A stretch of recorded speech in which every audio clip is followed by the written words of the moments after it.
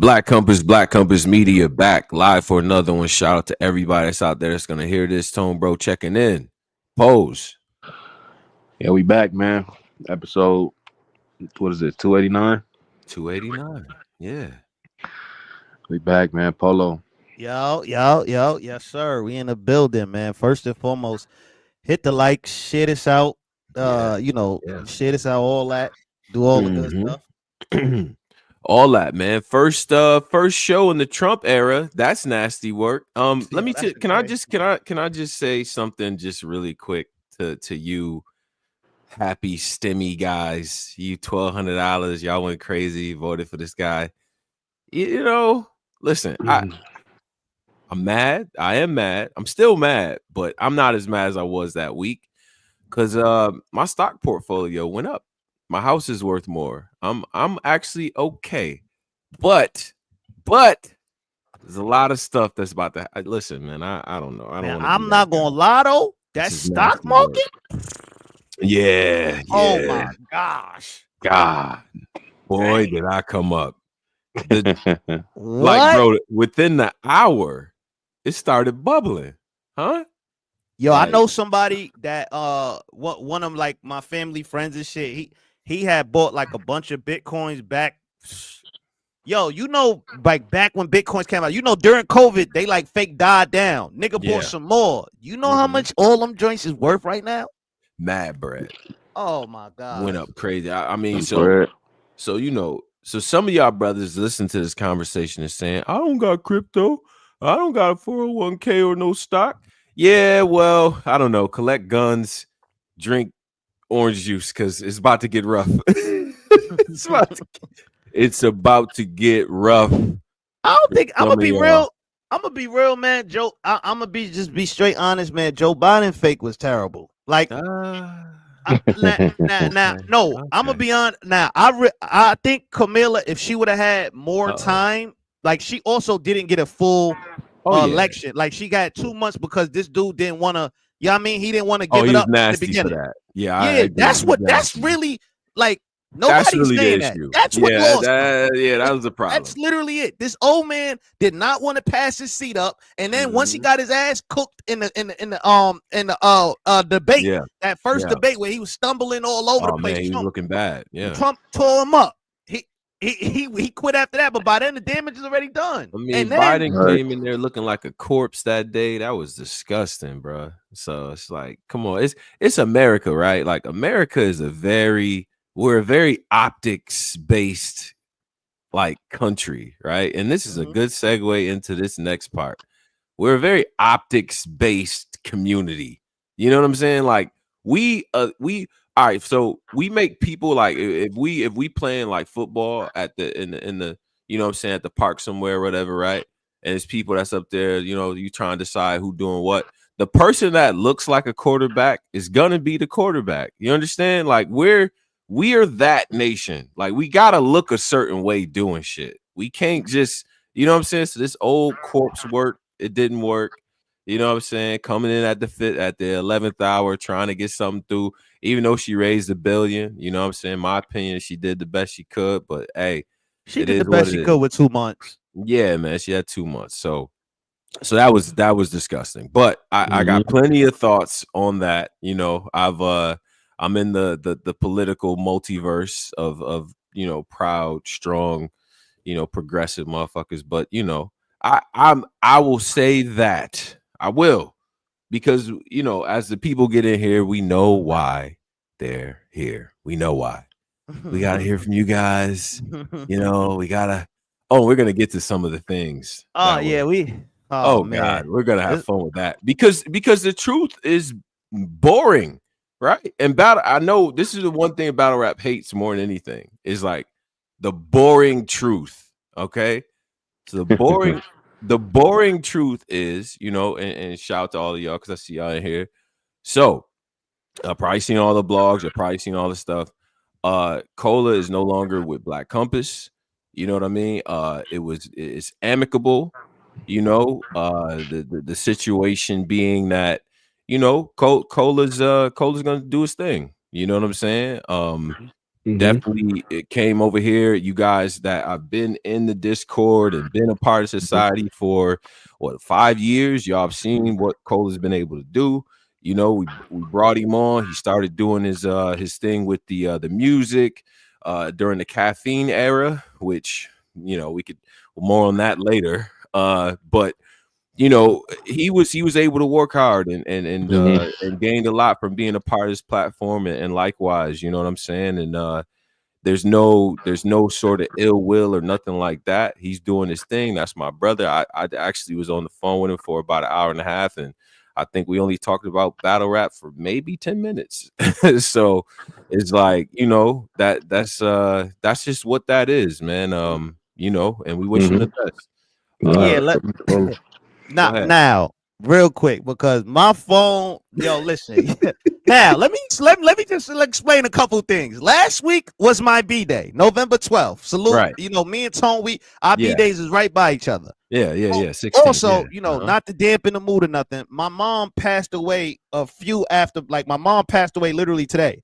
So rest in peace, my birthday, man. Yes, sir. Rest in peace. My birthday was the 12th, and my mom passed away about 5 days after my B-Day. So the whole week, nigga, I'm not usually anybody know from November 12th to November 18th, I take off anything I'm doing. I don't do it. You know what I mean? I just don't. I take that time off from my birthday to then. So I didn't get a chance to nip a lot of this shit in the butt last week. But so I've been getting a lot of phone calls today, man. People yo, why we haven't seen the Bar Guy shows in forever? What's going on with you and Cola? It's nothing going on.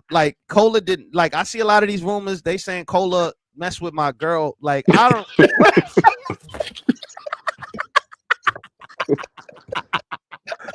That's crazy. Yo, I'm seeing this shit. Yo, first I ain't gonna say the people that call me, but I'm getting calls back to back. So I'm like, what the fuck? So they yo, is somebody running around on a fake page DMing everybody saying why y'all splitting all that? Yo, listen, y'all. The reason why y'all haven't really been seeing a lot of Black Compass on YouTube like that is because we got demonetized. So yeah, we've been demonetized for about 3 months. It's a fact. Yeah, we've been demonetized for about 3 months, literally since August. Yo, we literally we was about to get one of our biggest paydays in a long time. Yeah. That was crazy. The way they demonetized niggas was crazy. They did niggas I ain't gonna lie, YouTube gangster with it, gangster. Yo, more on that later too. I'm in bed. I get a notification. I'm like, it's 4 a.m. What the hell YouTube talking about? They your channel has been demonetized. You can apply again in 3 months. Whoa, what? Wait, what? And it was on the biggest bag we was finna receive. Right. I already had shit bought with that money. I'm like, I'm about to get this. That was some extra shit to play with. That shit was crazy. I already had shit booked. Pose had a fit plan. That was wild, dog. Yo, so it's that happened, so that a lot of people don't realize, I guess we could kind of take fault for that because we're not all the way transparent with personal information as I guess other platforms are. We like to deal with stuff behind the scenes. We like to we was trying to deal with this behind the scenes, hitting up YouTube, reaching out, trying to get this shit figured out, but it is what it is. So that's why you haven't really seen Black Compass like that on YouTube. It has nothing to do with Cola or anything like that. It's just simply, we got demonetized and we just decided we're gonna put our focus in the other stuff in this time period while it's being. It's not like we didn't get our channel deleted. We just got demonetized. So exactly. We start going on Patreon. We start doing that more. We start being in the Discord more. We start being on Twitter more. We just decided we're gonna give all the other platforms more attention while we get this going on.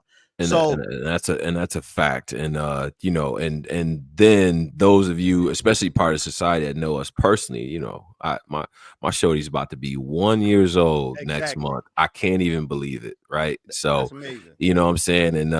And between that and the corporate career work a brother does, you know what I'm saying? It's this grown man in, you know what I'm saying? I listen, and this is the other thing too, right? Like it was our birthdays. I'm 38 now, right? And I don't hide the age because shit, I'm proud of where I'm at. You know what I mean? But 38-year-old work, some of these storylines don't even they don't even like yo, we in 2 different states. How the hell? Like, what is going on, y'all? Like, some stuff y'all gotta just like y'all gotta stop listening to like these pages with no followers, or they got like a cartoonist they add. Yo, they don't know no tea on me. Like, no, respectfully, it's just not that, right? Like, and then it's like, why are we ever between us, right? Though we've been around, and I know people gonna take this and maybe feel a way about it.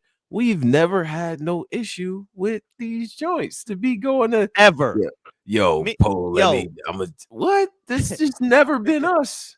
Ever. Like, we've literally, me, you, and Cola have been in Houston, Atlanta. We've been a lot of places together. We've never had none of these, no issues like that. We don't, this company, we ain't have no money issues. It was no, like, I seen somebody, it's just sometimes people make a decision in life and it's like, yo, I want to be my own boss. I want to go do my own shit. I want to push my shit forward. I got my own stuff going. You know, it's nothing wrong with that. Like, but like for people to create these narratives and stuff, it's like, yo, I know y'all want a messy fallout and all that. It's not that. You know what I mean? That's a same time. Cola had a lot of shit. He was doing his coaching. Like, niggas are getting older, y'all. Like, niggas is actually getting older. Oh, that's a good point. Pose. When I was taught, like I said, I talked to him for a while, and he's on his way on some Coach Prime shit. The boys going to nationals. They already won the state championship. They about to go to Detroit to go to the nationals. You feel what I'm saying? So even Cola, like, bro, like we talking real life. You know what I'm saying? Like people got this grown kids and coaching and working and doing stuff that is really on some grown man timing. And I know battle rap likes to keep you 25 for like 15 years. Like, that's just not how it works. It's not how it works, right? Some of y'all favorite rappers is like 42. Like, no lie. Like, yo, and not even in battle rap, in regular rap. These Kendricks, all these niggas is not 20. Playboy Cardi, all these dudes that y'all go crazy for, yo, these niggas is 30 plus. Yeah, just let y'all know that. Rocky. ASAP Rocky, Tyler the Creator, then is our age. So, like, yo, none of these people are young. So, and it's like, yo, you know, it's just what it is. Like, you know, it you know, that's how it goes. Sometimes people, and he got a lot of dope stuff going on. Make sure also all you bloggers out there that's creating all these false narratives and all that, make sure y'all go donate to his football team. I seen he put out that he need a 1,000 or something. I think 1,000 for his football team. Make sure y'all go donate and put that on his football team. Like, stop all this trying to get niggas to fight and argue so y'all can get some type of content. Like, it's just, that's not it. Because that's not how we handle business in the way that we've been doing it. You know what I'm saying? So and like I said, man, the truth is like more boring than the lies. I ain't gonna front. When I heard the girl angle, I just was like, what? Like, what? Yo, that was who crazy. came up with that one? Like, you know what I'm saying? Like, come on, who came up with that one? But nah, somebody really called me. A nigga like, yo, I know that shit ain't true, but is it true? That shit had me. I'm like, yo, bro, what the fuck are you talking about? Like, I'm lost. What's going on? Cause I ain't fake been on the internet in a couple days. So like now I'm getting back in the spinner thing. So like, you know how like when you leave the internet and you come back, it's like crossing 42nd Street in the middle of rush hour. Like, you gotta, oh shit, this how I feel again. So you know, in conclusion, man, it's no problems with nobody, man. Black. I see a lot of bloggers like jumping up and down. Yo, they done. They cook. Yo, y'all been saying we cook every year. We come back harder. Pause. Like, y'all said we was cooked with the bootleg stuff. We came back even harder. Y'all said we was cooked when we left Angry Fan. We came back even harder. So at some point, y'all niggas got to give us credit for being consistent. We've been doing this for 8 years consistently. Yeah, it's like, bro, when you put in damn near a dime of work, bro, like, I'm gonna be honest, man. Like, even if we was to say, you know what, we good, I feel like we've done our part in this motherfucker, right?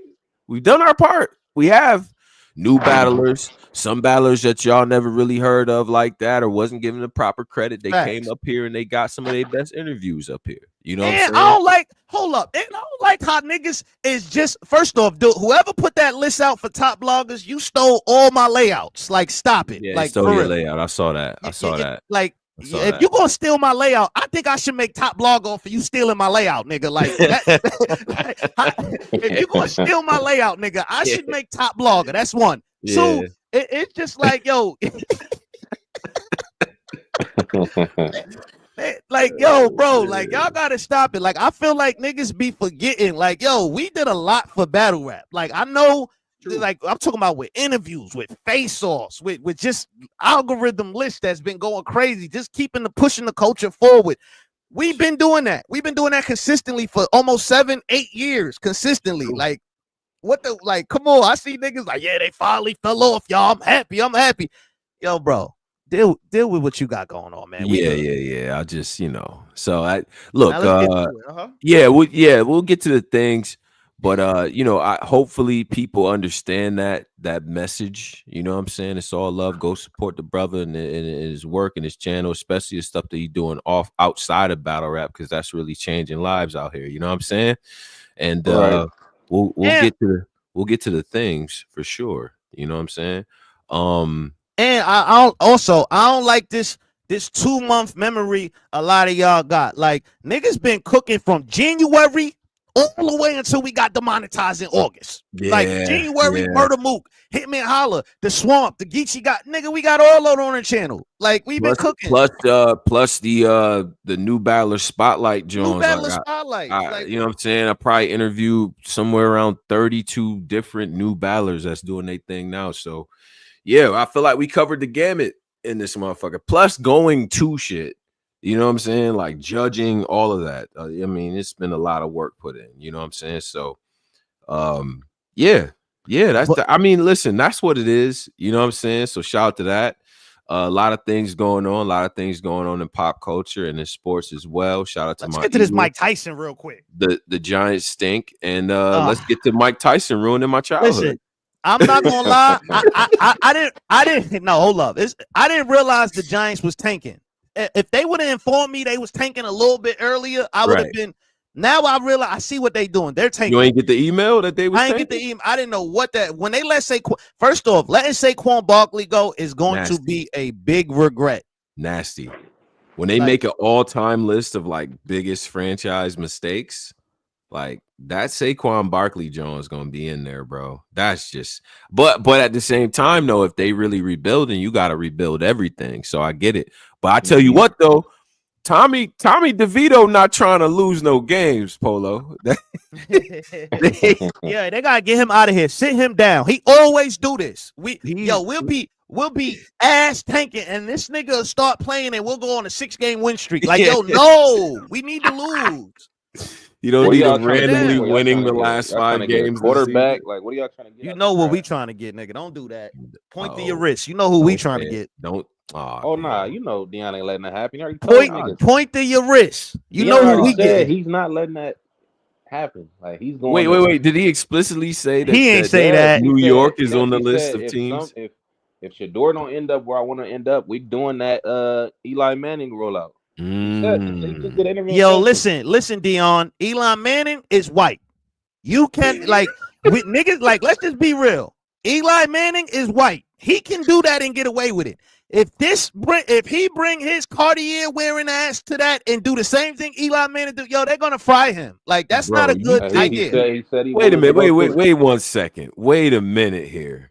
You think Deion Sanders don't got enough juice to be like, my that son nigga got Deion? Archie Deion is the GOAT. Manning was not good, bro. Like, Deion's a Hall of Famer, and he's saying my son go where I want him to go. Wait, no, Prime Time is the GOAT. But I'm saying, as a black man, we do not get the same, and it's sad to say, we don't get the same luxury as the other skin. So, yeah, you already know this guy rollout. You know, Shador, his rollout is, you know what I mean, he point to the wrist. He show everything, the jewelry, all that. He got the splashy game, all that. Right. I think that's going to create a bad narrative for him entering the NFL if he pull that. I think they will. He said he wouldn't deal with it. They trying to set the path and end up in Las Vegas because you know Tom Brady over there. Oh I my Tom think Brady. God! Vegas. Here Tom we Brady go. He been gonna end up on the West Coast. Tom Brady Vegas. been one of his mentors. He been his personal coach. That Right. been Shador. So the Right. path is gonna end up in as a Raider. Yeah, man. Ew. Yeah, man. Yeah, Yo, Vegas. he's coming to the Giants. I'm I telling you don't that. that giant shit that Neon I said he's don't think stepping in, Listen, bro. that New York money talk. That New York money different. All that sound good That too. shit You don't got mean nothing the first all year. that That sound money good too. You got talk. 300 million in your face. What you want to do? He got to perform. We don't need him to perform. We don't require that. We the Giants. We just like What? niggas for their name. Shit, boy. No, I'm saying he has to perform, but we will drop the bag on that nigga before he ever step foot on the this is how the New York is. We going after him.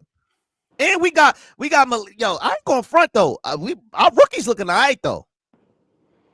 Yeah. Neighbors. Yeah. I like neighbors. I do. You know what I'm saying? But yo, New York money is great, but that New York media is a motherfucker, bro. Y'all, Eli had 2 Super Bowls and y'all treated that nigga like garbage until he left. Hell no. giving Eli was a god out here. Eli was the man the whole time, and y'all was treating him like, you know what I'm saying? Well, I seen them headlines, man. New York media is tough on superstar college athletes for sure. Come on, you gotta admit that.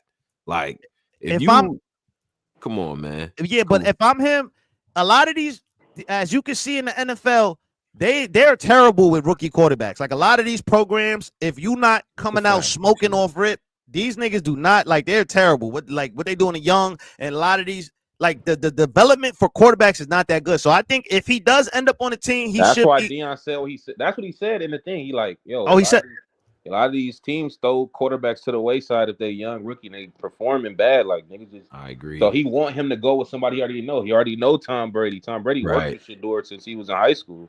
Right. So he want him to end up where his son can flourish. Not New York, where niggas have a bad history with these. I'm not trusting Tom Brady no more. He's ass on broadcasting and shit. Like I don't know. Oh god, I ain't trusting his developmental skills.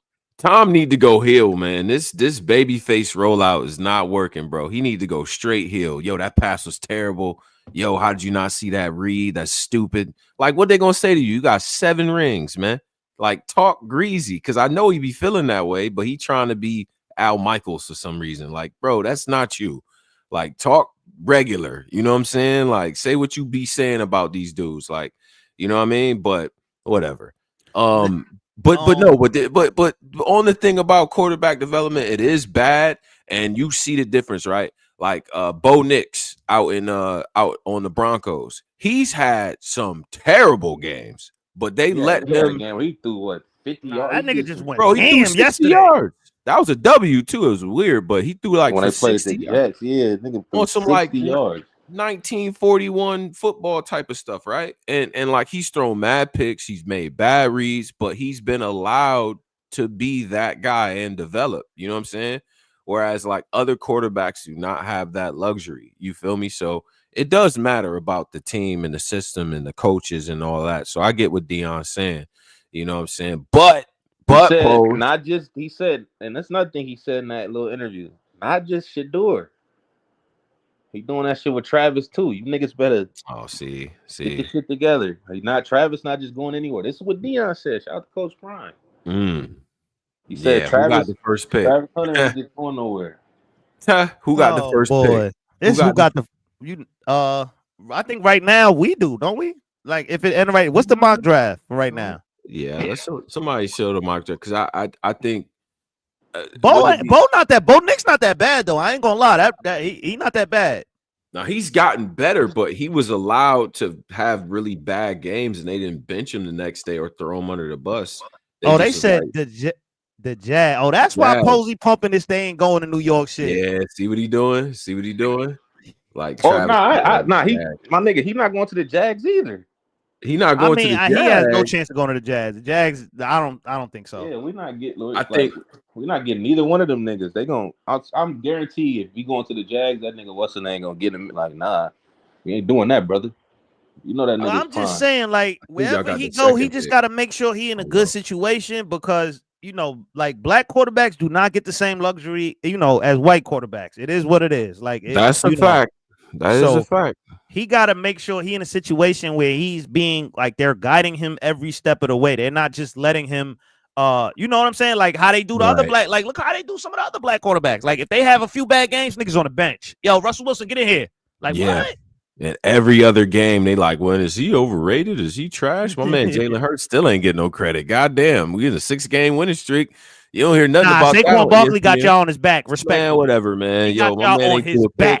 Look at the touchdown work. My man's I'm tired of Jalen Hurts. All that nigga do is steal touchdowns. I don't care. Yeah, like yo, my nigga, if you don't throw this to that wide receiver so I can make some money, or nigga just feed it to Saquon. Like nigga on the one, bitch ass nigga gonna try to run. Like nigga, don't sit your. Listen, bro, we trying to win games. Poe, see, listen, you a Jags fan, so you don't understand this. We trying to win games. You know what I'm saying? We gotta go with the most efficient thing to do. The most efficient play in football right now is pause. I'm not even talking about the tush push. Y'all could be 5 from the goal, and then this nigga Jalen, instead of let's just feed it to Saquon, get him TDs up so it could be close to Derrick Henry.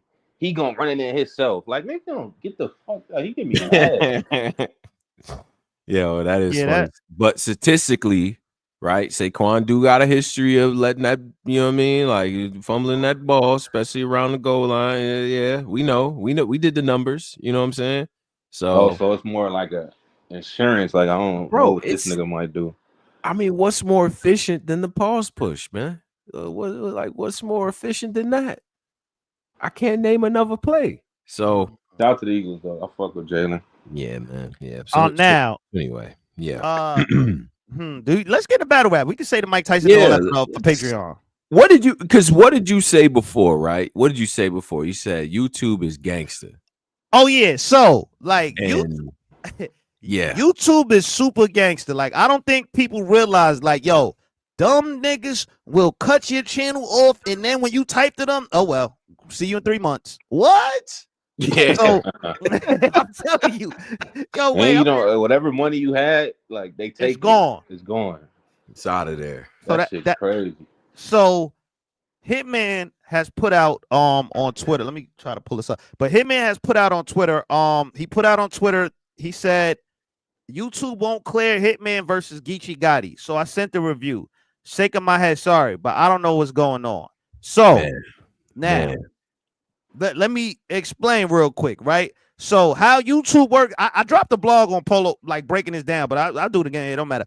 How YouTube work, right? Now, when you put out a video, you get a green check. Boom. If you get a green check, you lit. You making all the money. It's to the bank. But when you get that yellow check and you got to request a human review, 9 times out of 10, sometimes they do still let it go, but 9 times out of 10, once a human look over that and hear all the F words, the this, that, and the third day is not approving that. So it's out of here. Yeah. So I'm pretty sure Geechi got it because remember that first round was kind of disrespectful. Super disrespectful. He's breaking down all the gang talk, so they consider that, you know, gang talk and all that. They have categories that are we already losing out on ads because they, you know, it's not kid friendly or it's not just friendly. Like the average person, you're not gonna throw an ad on something about gangs and breaking shit down. So, you know, they not approving his video. How do y'all feel about that? Well, okay. So on this platform, we've been saying since KOTD started using Twitch, iBattle has their own app. Shout to them. You know, Smacking them came up with their own app. It was because of stuff like this, exactly for this reason. Yo, YouTube, I'm gonna tell you right now, as a guy who watches probably about, I don't know, anywhere from 5 to 7 hours of Miss Rachel on a given day, right? Like they would rather have one more Miss Rachel than 100 of y'all. Cause like right now, if you on YouTube right now, type in Miss Rachel and just look at the numbers. Like she has best ofs that has like 100 million views, right? Yeah. So YouTube doesn't care about battle rap. They don't care, and we're uncensored culture, right? You can't do the like you know, like when you watch Friday on TNT and they're like, Smokey over here taking a squat. You can't do that with battle rap, right? Like we don't censor nothing. You know what I'm saying? Like, nah, shit, nigga, how it's supposed to be shit. Like that is not profitable. It's not. Even when you watch podcasts now, replays on YouTube, they're censored, right? Like just naturally censored. So we've moved to that era of being censored, right? If you're in the public space, because there's so many other options where you could go and be uncensored, right? And you have the option of making your own proprietary app, right? So all of this stuff, in my opinion, Polo, all this stuff is moving us closer and closer to what's ultimately probably going to happen. One app called the Battle Rap app that has everybody on it, and we all pay into it, and we all get to see everything. Because everybody can't come up with their own app, right? The other thing is that it takes a lot. It's a lot of maintenance to do that, and if we want to preserve this culture as we know it, we're going to have to start moving off of platforms like YouTube to be the sole purveyor of our culture. If YouTube tomorrow said, I hate everything associated with hip hop, boom, and just snatched everything. Do you know how much like libraries and museums of hip hop would just be deleted? You know what I'm saying? I know battle rap, for instance, battle rap without YouTube, if YouTube snapped their fingers and did that, hopefully, and I know they do, but Hip Hop Is Real, 15 Minutes of Fame, Black Compass, Angry Fans Radio, PSA, like if we don't got our stuff backed up, and I know all of us do, but it's gone. That library is finito. That's finished. So that's just a dangerous proposition in my head, and I've always said that. So that's how I feel, man. But it's just now we got to play the game a little bit more creatively if we want people to see the content for free. So and make some money back. Yeah, Pose. What do you think? Yeah, well, I agree. We got to find something to do because we can't censor it on this shit. So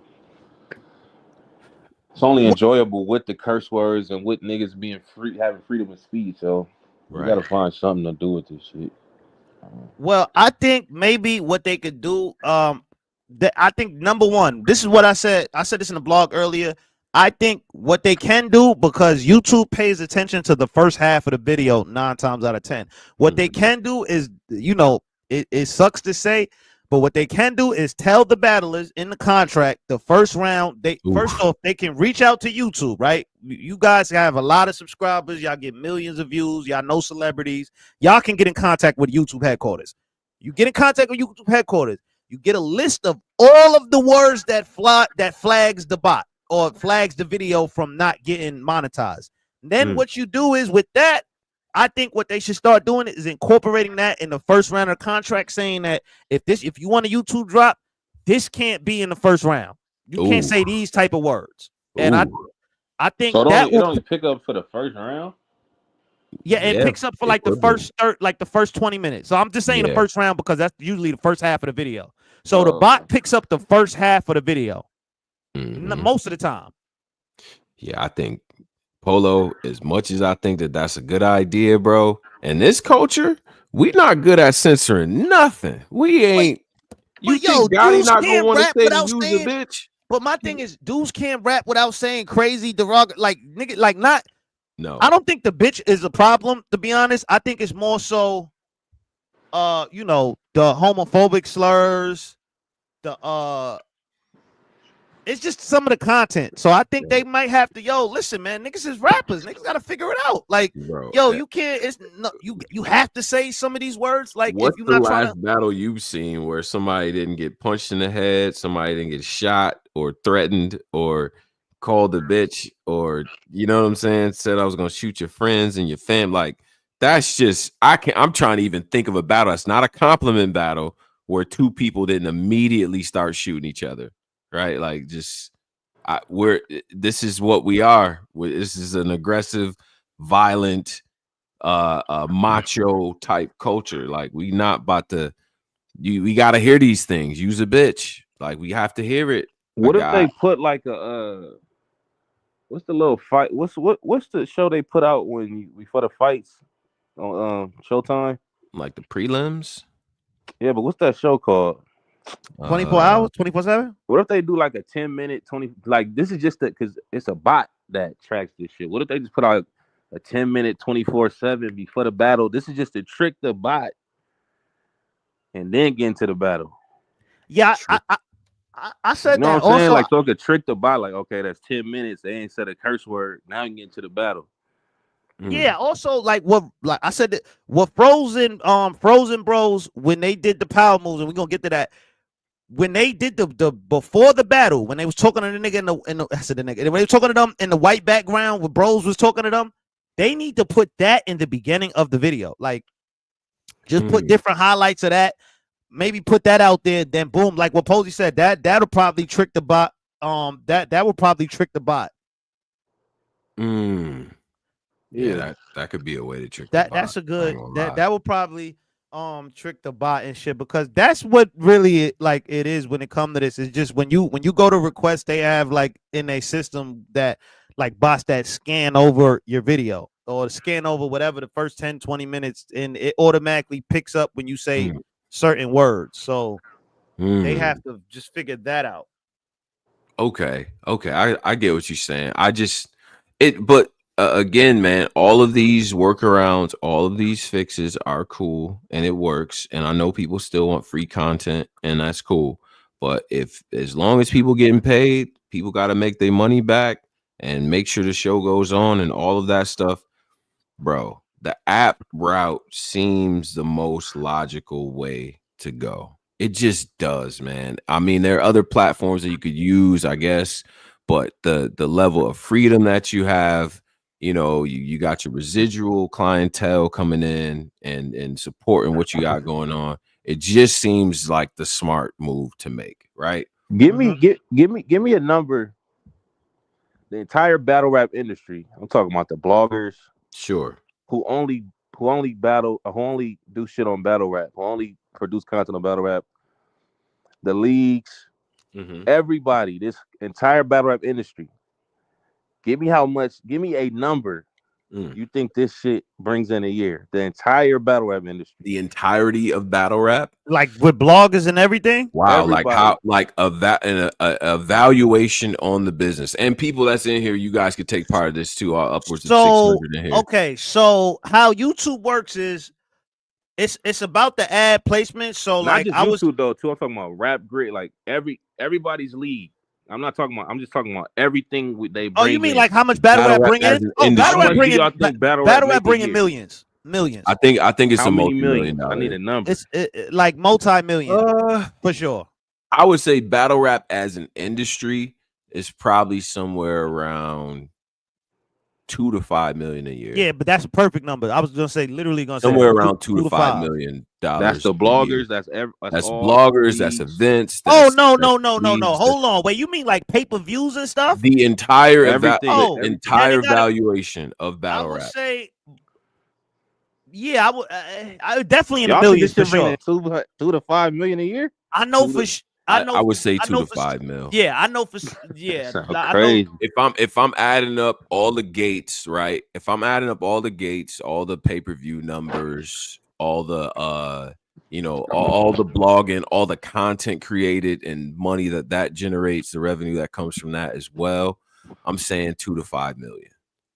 And you got also you got to remember, URL has had, they've had multiple big deals in battle rap. Like they had before Caffeine, they had sponsorships with Exclusive Vodka. They had Capone Cigarellos. They had a lot of brand sponsorships. And on top of that, with the Caffeine, that Caffeine deal was millions. Like, you know what I mean? So then off of that, they transitioned to, and I'm not just counting URL. I'm just saying, like, off of monthly, I think it's definitely in the millions for sure. Because also with Rap Grid, like a lot of these big events, you don't really know exactly how much people are buying it, but you can kind of get an idea of it because they keep doing it. So obviously, it's got to be somewhat lucrative. If they keep doing it, it's lucrative. Nobody's gonna keep doing something that's not making them money. Like that, only a fool would think niggas is not making money off this. It's a lot of money in this. It's just if you add up what a big part of this probably is the content creation from the bloggers, like especially the top bloggers that you know, that are clearing like a lot of views per month. You know what I'm saying? If you're capturing like 1 million, 2 million views a month or something like that, you convert that. I'm gonna be honest, Tom. I think 2 to 5. That's just what URL make. I'm just being honest. I don't. 2 to 5. Just you think that's just URL? Yo, I'm being honest with y'all. I don't know about that. I think millions is just what URL make. Literally, I think when they have a proven system, they have an app that's been going on for the last 2 years. They have they had a deal with caffeine in which it was multi-millions, and then they, you know what I mean? And like, so URL, I think alone is making millions. Like, I'm just being honest. This is from a business standpoint. I think alone. Then when you add in Rap Grid, pay-per-views, I would say I'll give that's another 200,000. Boom. You throw that in 200. So 200,000. 2 to 5 is good. 2 to 5. I think we're looking at 2 to 5, and then I'm adding up all the revenue from the actual live events and things like that. Now, you could argue though, like that may be what's coming in, but you know, from what I can gather, right, most leagues, right, overall are breaking even on these events, right? So you could argue that while that's the money that's coming in, the money that's going out with salaries and things like that, and you know, some stuff is, in my humble opinion, is probably a little bit overpriced for the market, right? Don't shoot me, but you know what I'm saying? I think battle rap spends probably a lot against whatever that 2 to 5 million is. So like net is probably in the 100,000s, to be real. Because like, I'm not putting URL in that category because I think URL has a great job of covering their expenses. They have their, and also like in the business term, they cut the cost by creating their own studio. They cut the cost by creating their own app.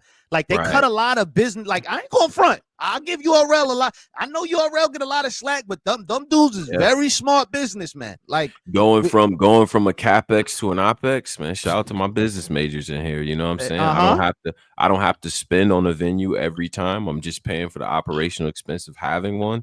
That's good business, right? And even in times where I'm not doing like a card, like because this year, right, hasn't been a every month card type of year for URL, right?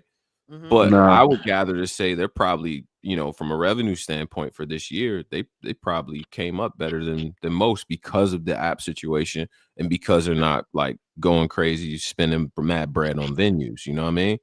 So and also last year, RBE definitely made more than $1 million last year with all the stuff they was pumping out.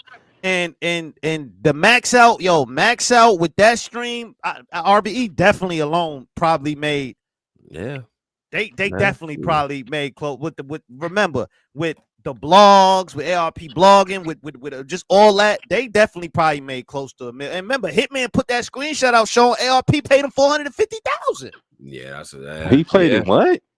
You never seen when Hitman Holla dropped that screenshot? God, so much money.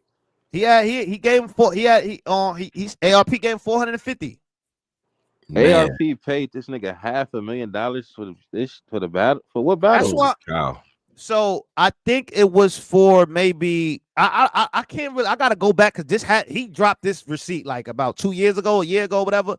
But I think it might have been. I don't think it was even for the Cassidy. Because I remember him saying, "Nah, this ain't." I remember ARP saying, "Nah, this ain't even for the Cassidy. Like that's for something." So okay, so listen, got that for Ill Will because I feel like it was Ill Will for some. Was it Ill Will battle? That's a lot of bread. No, he put up like this. What I'm saying, like I think I might have got 1.5 for Cassidy if he got that. That's crazy. That's what I'm saying. Like battle rap is one of the things where people think because it's such a small niche, like you know, it's still big, but compared to like the other medias and all that, the other other avenues and stuff, it's a small niche. So. People think battle rap don't bring in a lot of money, but when you actually start really looking into it and understanding the business and the science, these niggas is making money, man. Like my brain is just pondering how a nigga bring like how did he get $500,000 from that battle? That don't even make sense to me. Because you gotta understand did they have a sponsor there or something? But look, this how YouTube go. Some of these videos that got like 200, 300,000. If you get ads on that, you could get at least like 40 to 50 off of that, like easy. So it's some YouTube bloggers that's bringing in 20+K a month off of YouTube. So and they're not, so you gotta, you know what I mean? So it's like a lot of money in this shit. I just think with battle rap, the money aspect of battle rap, a lot of people don't talk about. People just talk about the drama, the battle rap, but the business side of it, nobody talks about. But the business side, it is a lucrative business. Well, especially at the top levels doing this shit. You know what I'm saying? And I mean, Hitman that's the surest bet in battle rap that you're gonna get a return on your investment. Was it multi-battle deal? No, I remember. I specifically remember. Cause I think we had Hitman in Spaces. I don't really. I gotta go back, but I think he said it was for. Nigga, $500,000 for a It battle. was 450. That's a lot of money. Niggas could not be mad at these Mook and Lux niggas for like. If that's what he getting, not saying like Hitman deserved. If he got half, you can't tell a nigga what he was worth, but $500,000 sounds crazy. Yeah, he put up 450 on a PayPal. So niggas is definitely getting a bag. It's just now, this is the thing with Geechi and Hitman. They obviously are splitting the revenue of this. The YouTube thing is a big part. So I understand them not waiting. I understand them not wanting to put the battle out unless it's monetized, because we got to get some of this money back. Like, we just had a successful event, packed out. We made money at the door. We made money off the pay-per-view. Now it's time to get this money on YouTube. Like, all of this goes to the overall, the overall budget. So you get your profit, and then you go, you break even, and then you get your profit. So you got your YouTube, you got your door, you got your pay-per-view. You need all three of those to make profit. You cannot have one fall off and then the other two, because now you just even. You just breaking even. So they need the YouTube. So I understand him wanting to wait. You know what I mean? I understand him wanting to wait. Yeah. I just don't like the Calico battle. Yes, sir. The Calico battle. He paid a nigga half. Oh man, that don't even sound right. It's half But a the Calico battle was crazy. Oh, Lord. Did that battle even got 1 million views? Let me look at that. That's a good question. Calico versus Hitman. Oh, it got 2.5. Oh shit. Hitman's a safe bet. I ain't gonna lie, man. Hitman, Charlie Clint, them niggas is safe bets. Like, I'll put some bet, man. It's a fair. Okay. But how much it cost? I gotta keep bringing this. You gotta remember though. Posey. That was YouTube. YouTube changed their guidelines like 3 times since that battle. So how much y'all think it cost to book Future? Good question. So now artists have different bookings. So a club performance where you get like a nigga lip sync. If Adam would have booked Future at the RBE event just for the halftime, he would have got an hour-long show with like at least 15 songs, and Future would have went ham for $500,000. $500,000.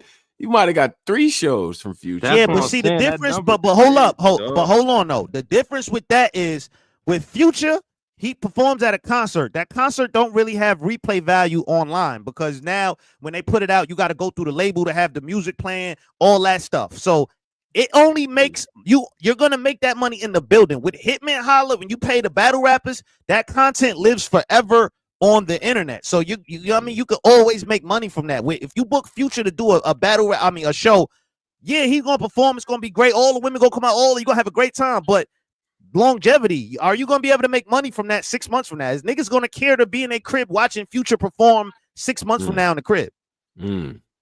That's the difference with battle rap. With battle rap, Hitman, and these people, I thought you can't make no money off the YouTube drop. What you mean? I'm paying $500,000 to possibly not make no money off the YouTube drop. Yeah, well, what Polo was saying is like YouTube has changed their guidelines and practices since that battles came out. They get more and more stringent every quarter. They add a new provision to this motherfucker, like, and they to the said, point where. So you think he got half of the money back from the 2.5 million? I definitely think that was a deal for sure. I think that may have been like a 2 battle deal. I don't think they were just all for that, but it's a lot of bread. I don't know. ARP doubled down on that. Like they're a South by Southwest headliners that's not pulling down 450, 425. Nigga, we could book a festival for $500,000. That's what I'm saying. Yeah, Like, but you gotta but some understand though. When fire you book, shit too, because bro. Okay. yo, but you gotta understand, because I ain't gonna front. I used to throw all shows, all that. I used to do a lot of that stuff. Mm-hmm. A lot of the stuff is with the music and stuff. You have to go through like the licenses and all that afterwards, like to have the artist playback to get that. Like nigga, you put a few. If you book Future to rap, let's say you book Future to rap, hey, and you put that up on YouTube, whoever he signed to is snatching that down. Oh yeah, that's out of here. That's out of here. So out of here. You have to go. It ain't just as easy as yo Future. I got 150 for you. Pull up. Yeah, you could do that. You make a movie, but if you want to make money on that, you have to go through all of the channels to make. You got to reach out to the label. Right. You got to get approval. You got to, you know what I mean. Yeah, so it's a lot. I know all that, but I wouldn't even book it in that type of event like where they did. What's that the venue they do? Believe Hall. I'll actually book a real festival type event for that. $500,000 with vendors and all types of just a whole festival, right? Like a whole. Damn, I mean, entertainment is bigger than battle rap. So I mean, true. But don't get it twisted though. Future price varies. It depends on who's booking him. I know. If he doing Coachella or something, nigga, it ain't gonna be 150, sir. It's gonna be in the millions. He's gonna No, I wouldn't even book Future with that. I can do $500,000 and book some like decent acts. I could book 5 decent acts. I ain't gonna lie. And a right now. But what it cost to pay Hitman to battle Calico for 9 minutes? That's kind of crazy. Yeah. I saw, by the way, I saw Future at Broccoli Festival, and that was around 15, you know what I mean? Something like that. Pre-COVID music, Jesus Christ. But anyway, it was a great time, but it was probably somewhere around 20 or 30 different vendors there selling everything. Exactly. Everything. Like, whatever food you wanted, whatever black products, oils. You want it, like they had a table with Auntie and them selling plates. Like, yeah, it was, you know what I'm saying? Like, and I'm sure them people paid for them boots. Yeah, that's how you make some of your money back, right? Yeah, like so the economics of battle rap is interesting. And the thing that makes it, because it's the Wild West still, right? Like we're still in that like if battle rap was like rock and roll, we would be like in the 60s. Like we're not even, you know what I'm saying? Like it's still new. It's still new enough for us to like not really know how this shit is gonna, you know what I mean? Eventually it has to level off though. And I think the key to that is being I always preach independence, and having your own shit, owning the supply chain is super important. Beyond all the economics, I just don't like the fact that some old white guy, and I promise you, if that is racist to you, I don't care. But it's some old white dude that is looking at some charts that one day he just decides, I don't even like hip hop anyway. Presses a button and whole subcultures and whole histories is gone. Like, you know how it feels when like a blogger, a prominent blogger or a prominent content creator get their channel taken, and like their fans are like, yo, what? Like, you know what I'm saying? So just imagine that in like the entirety of battle rap. If some guy just decides that I don't like this stuff, it sounds like it's too threatening, and he presses a button and it's all gone. I just don't like that feeling, bro. No. Yeah, I ain't gonna front. After I'm with you, because after them niggas demonetized us, yeah, bro. I realized, like, damn, y'all could just do that. Like, nigga, y'all know how much money we done made YouTube? Because listen, like the 600, almost 700 in the chat right now, right? Amongst all the platforms, right? Like most of you here, I have been robbed before. Somebody has saw me and took money from me. I didn't like it. And what YouTube did,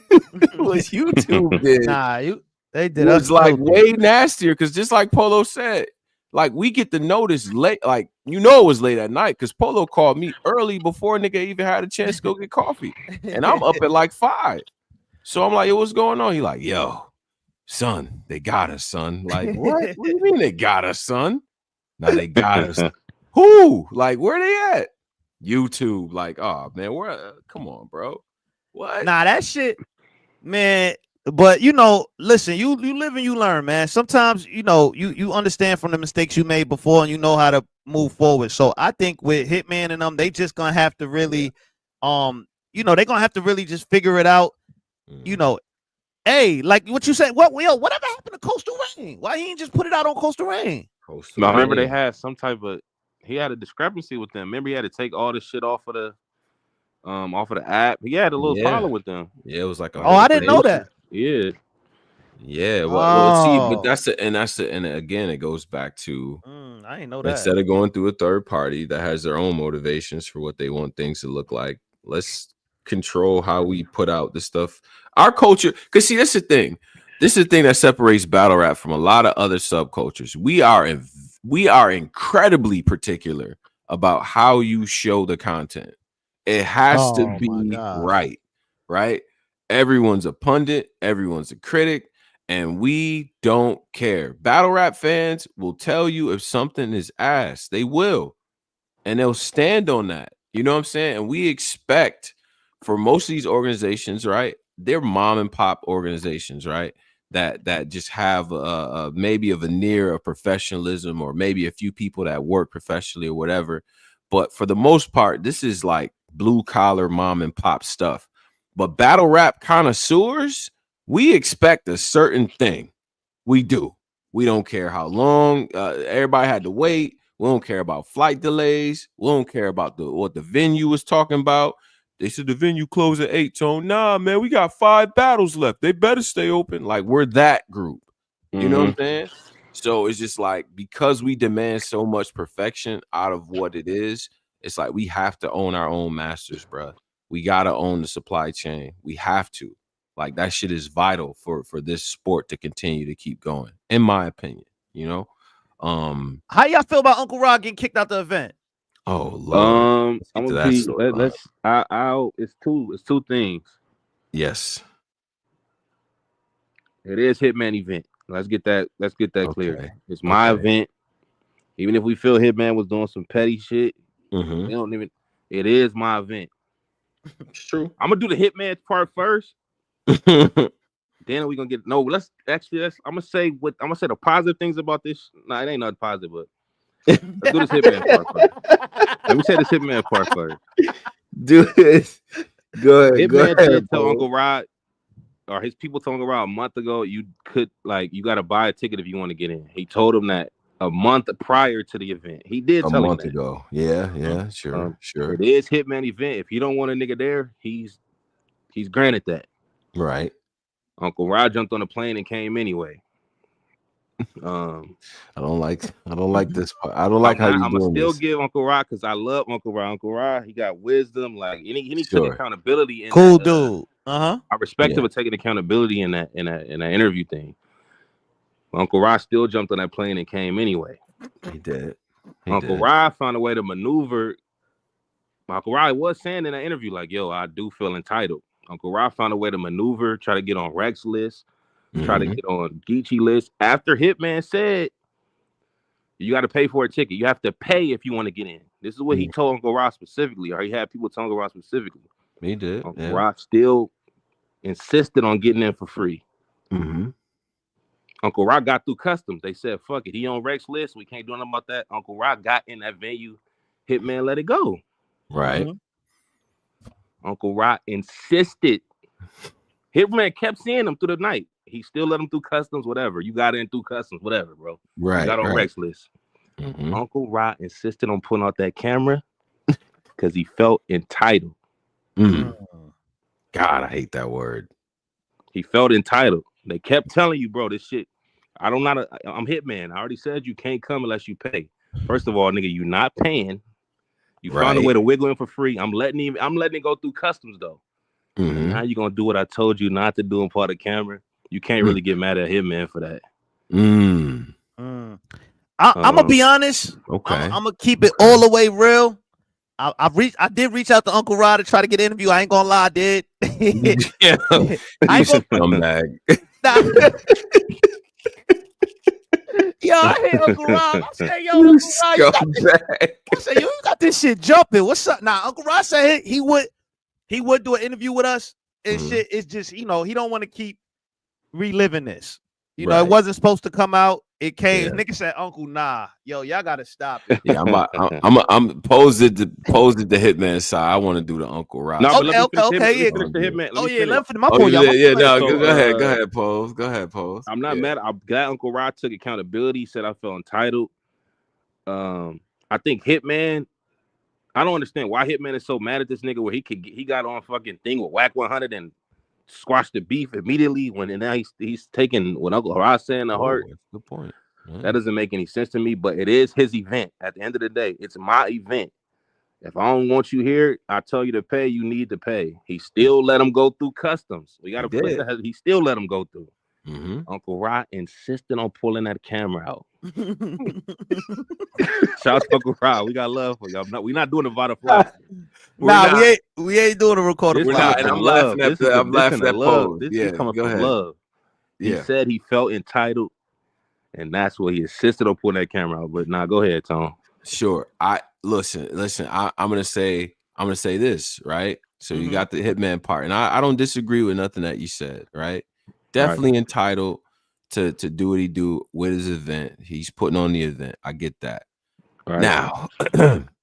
Now in the history of art and things, you have a few names that stand out. You know, you got your Andy Warhols. You know what I'm saying? Your documentarians who've taken all types of photos and things that end up at museums and things like that, right?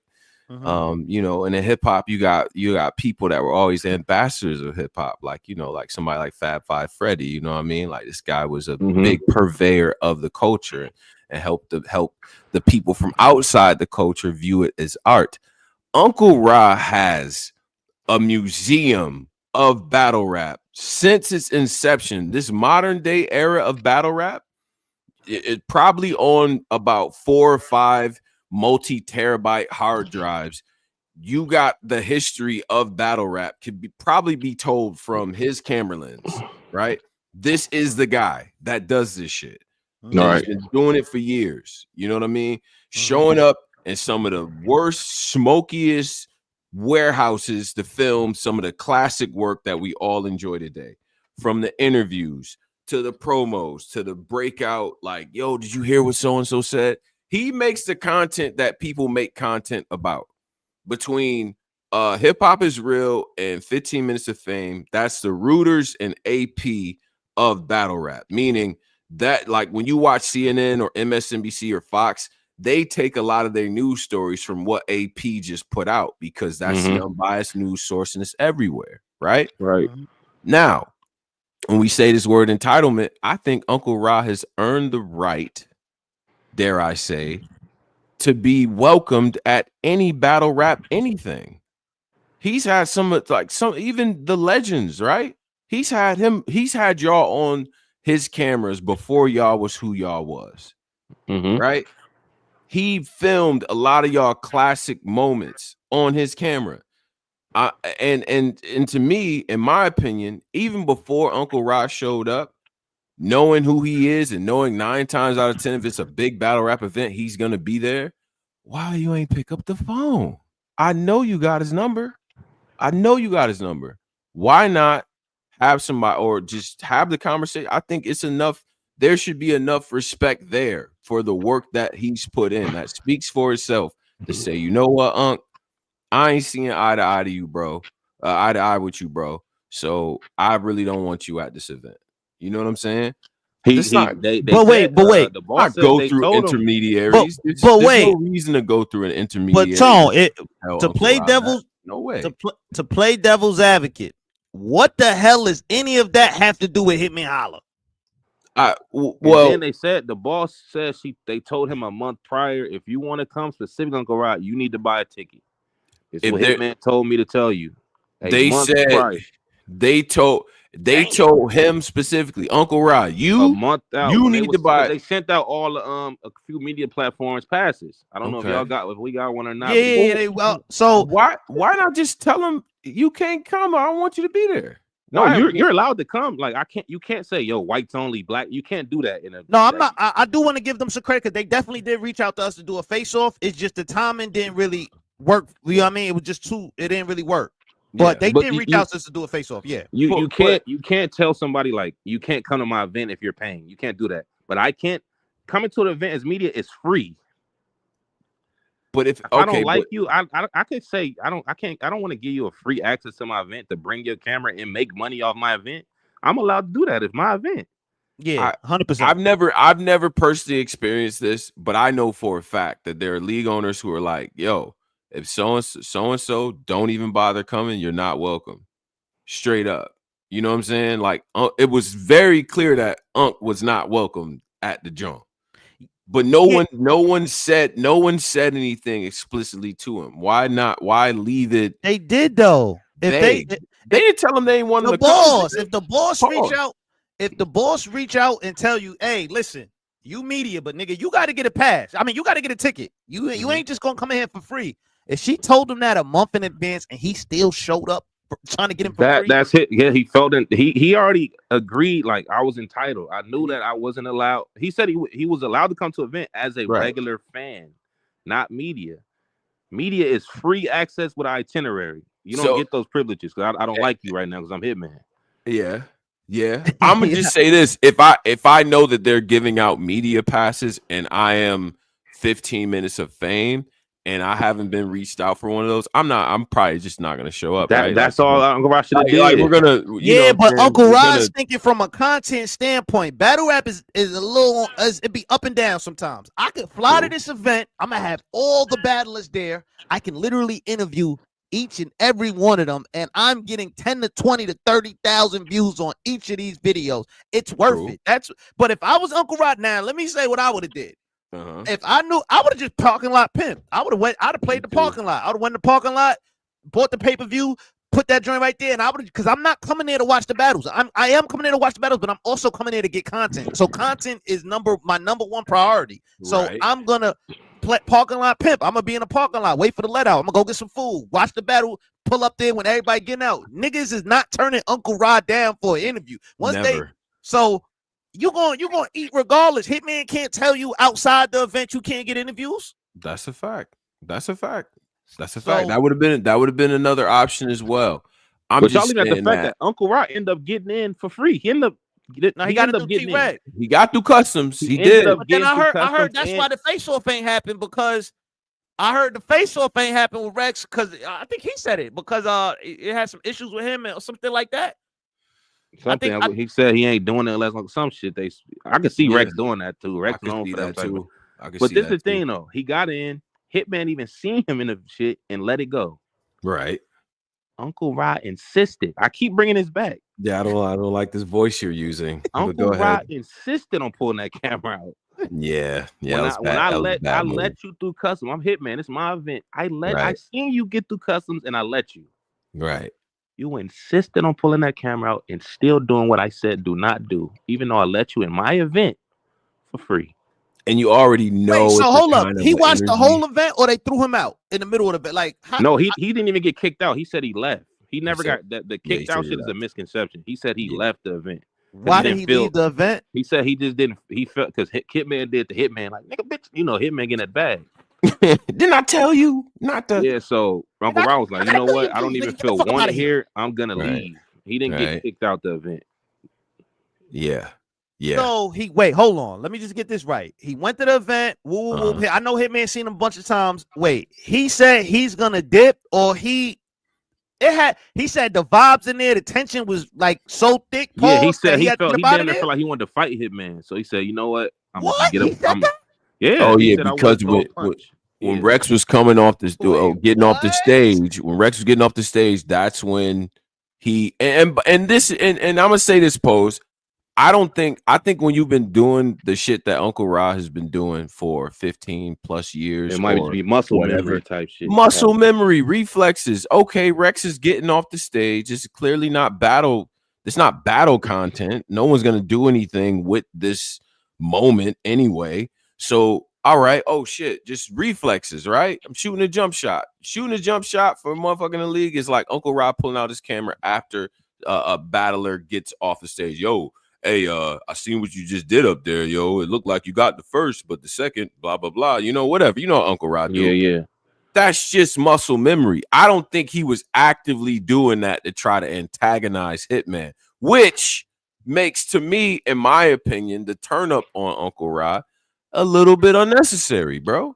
It's it's a little unnecessary. I ain't gonna lie. It's necessary because now you disrespecting you're trying me. to make it seem I like let you in free. I didn't say nothing. Ago, your ass can't come here. You still showed up. No, then, he said he could come, but you gotta buy a ticket. Yeah. Then you found the little loophole, which you fuck with Rex. Rex ain't gonna do nothing if you're not with him. So now you in there. All right, cool. I got him. He in here. Come in here.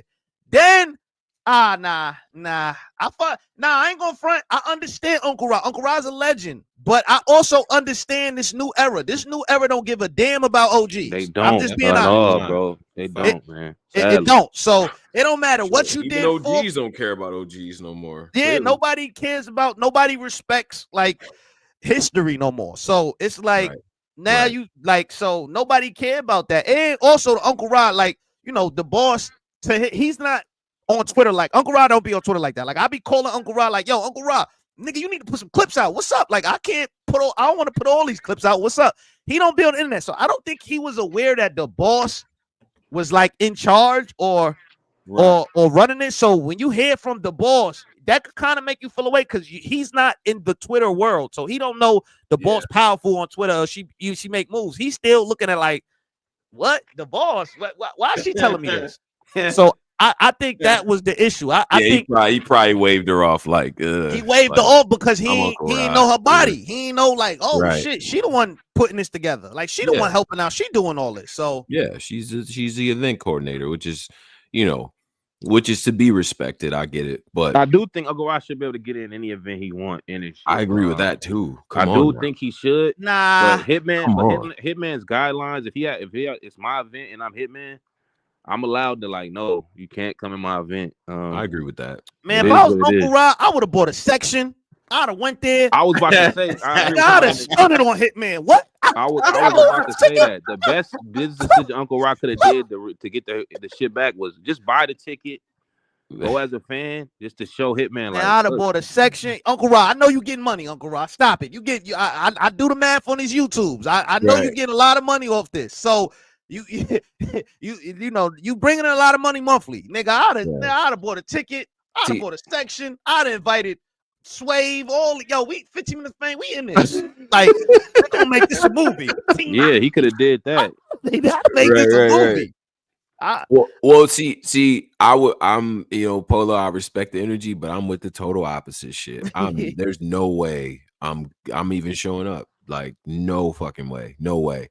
And I'll say this too, just on another note, right? Like I buy a ticket for everything. It's rare. Y'all, he really do. Tone be having all access, like and still buy a ticket. Polo will already have the conversation with the league owner. Yo, we good, and I still show up and be like, I got my ticket. Like I do for two reasons.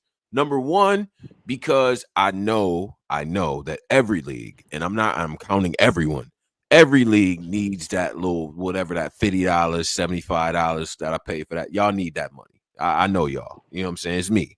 I know y'all need that bread. So number two, I just hate to be in the position of having to ask for something or whatever. And I know the people that run the leagues is mad busy. The last thing they want to do is like, yo, Tone said he outside. He don't got no ticket, but he with 3 niggas. Like, I know you don't want to have to deal with that. You know what I'm saying? Yeah. So just to alleviate anything, I got my VIP ticket or whatever the hell, you know what I'm saying, already in my hand. So I don't even, you know what I mean? But I think though, right, that this sets a precedent.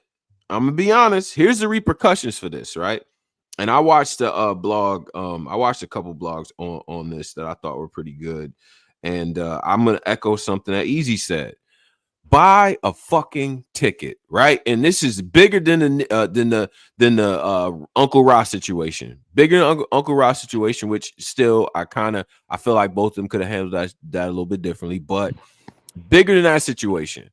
Some of y'all battlers, like at these small leagues, I done seen y'all walk in with like 5 friends.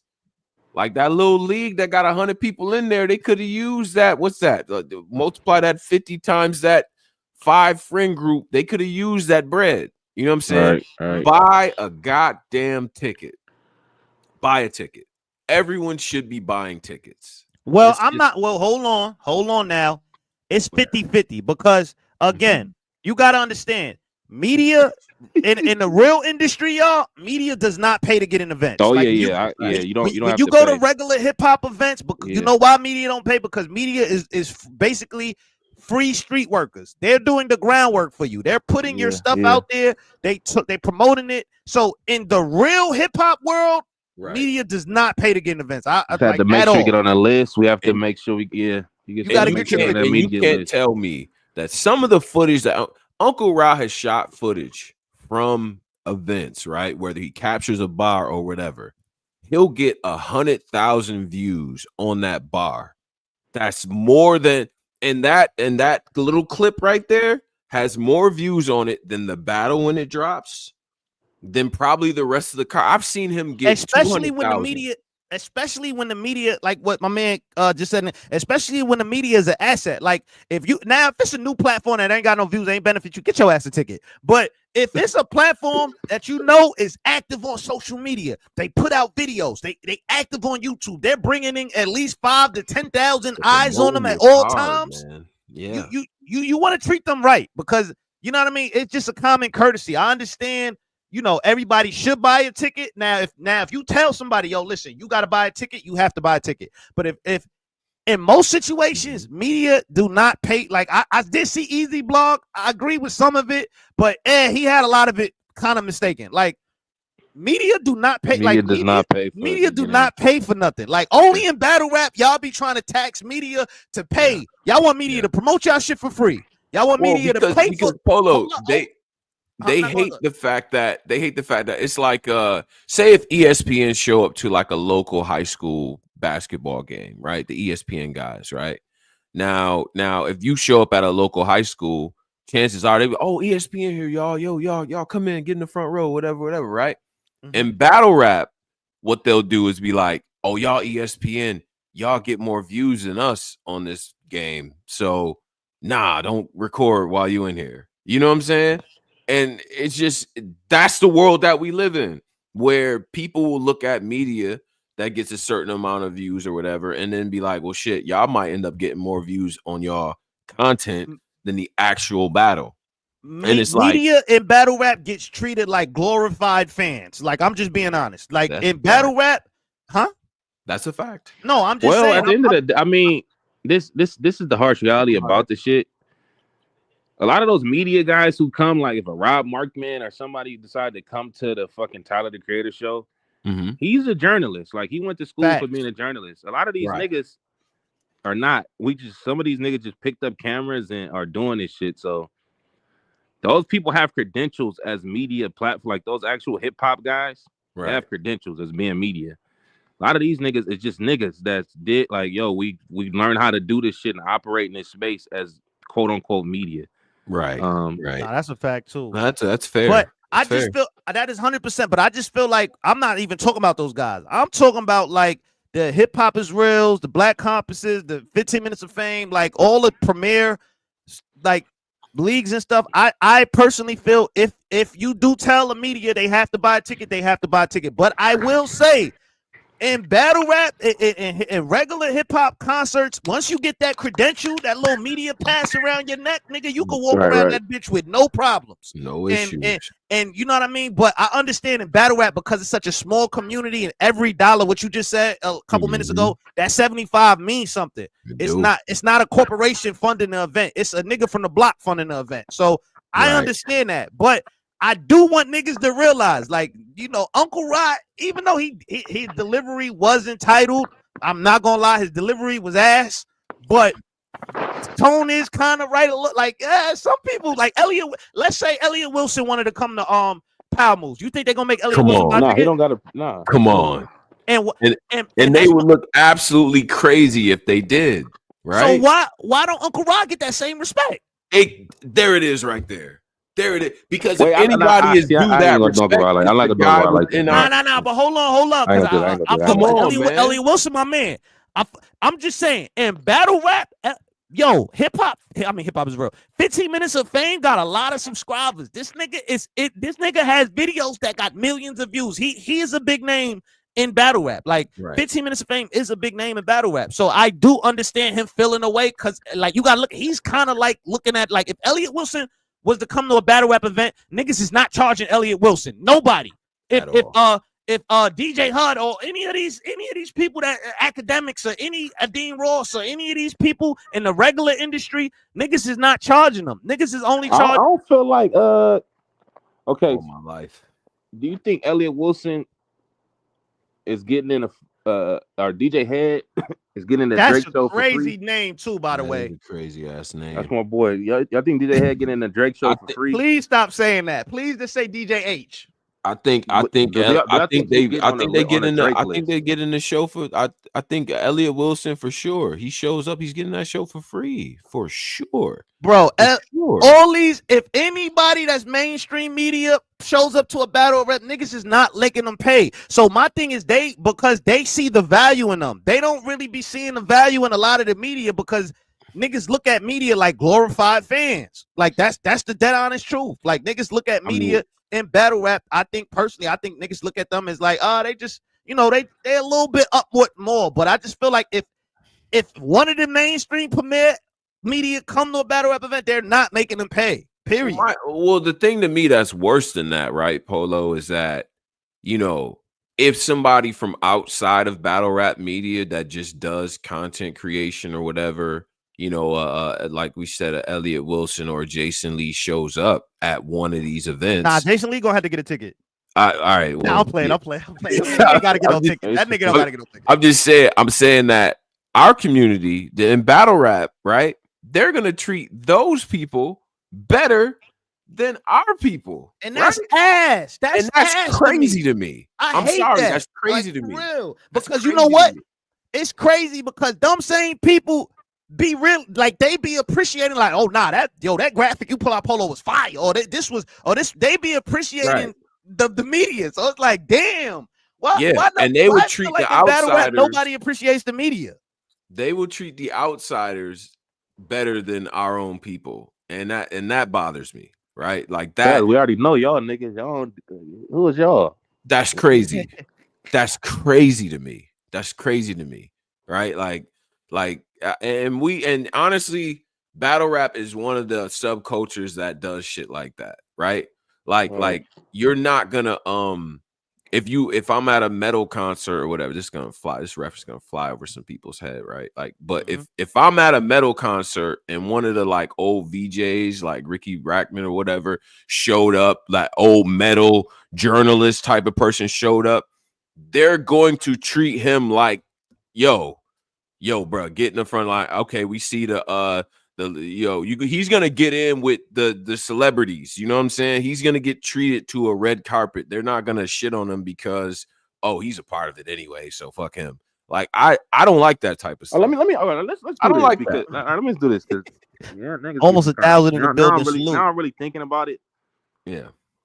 What is battle rap media? Is okay? Now let me. Oh man, good question. Oh yeah, perfect. Now that list is Angry Fan battle rap media.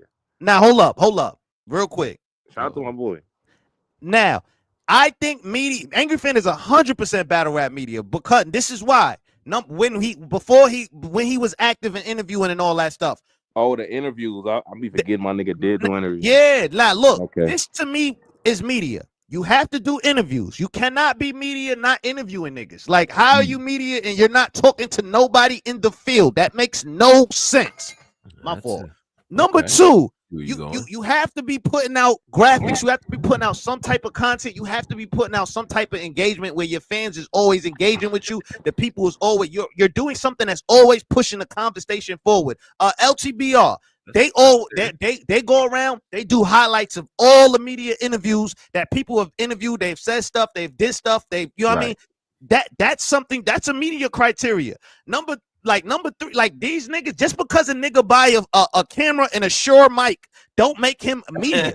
Like that, just because niggas sit on StreamYard and talk about battle rap, that is not media. I don't respect that as media. What I respect as media is niggas that got interviews, that's doing face off, that's doing spaces, you're breaking putting out stories. content.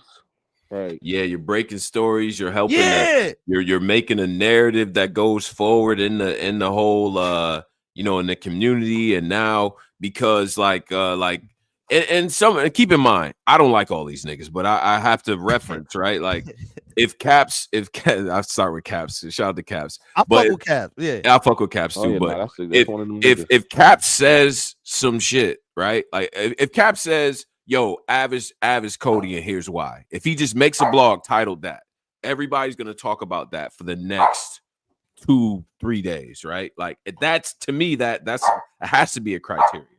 Mm-hmm. Hold on, I got this dog attacking me. Go ahead. Yeah, Dog. he go crazy. But like that's what like I seen y'all just consider niggas like, and I need the fans to listen. Just because niggas get on the camera with they little StreamYard and they little they little mic and all the Yeti or whatever, they ain't getting no Yeti. I ain't gonna even give niggas credit. Niggas got the little Amazon $20, you know what I mean, disposable joints.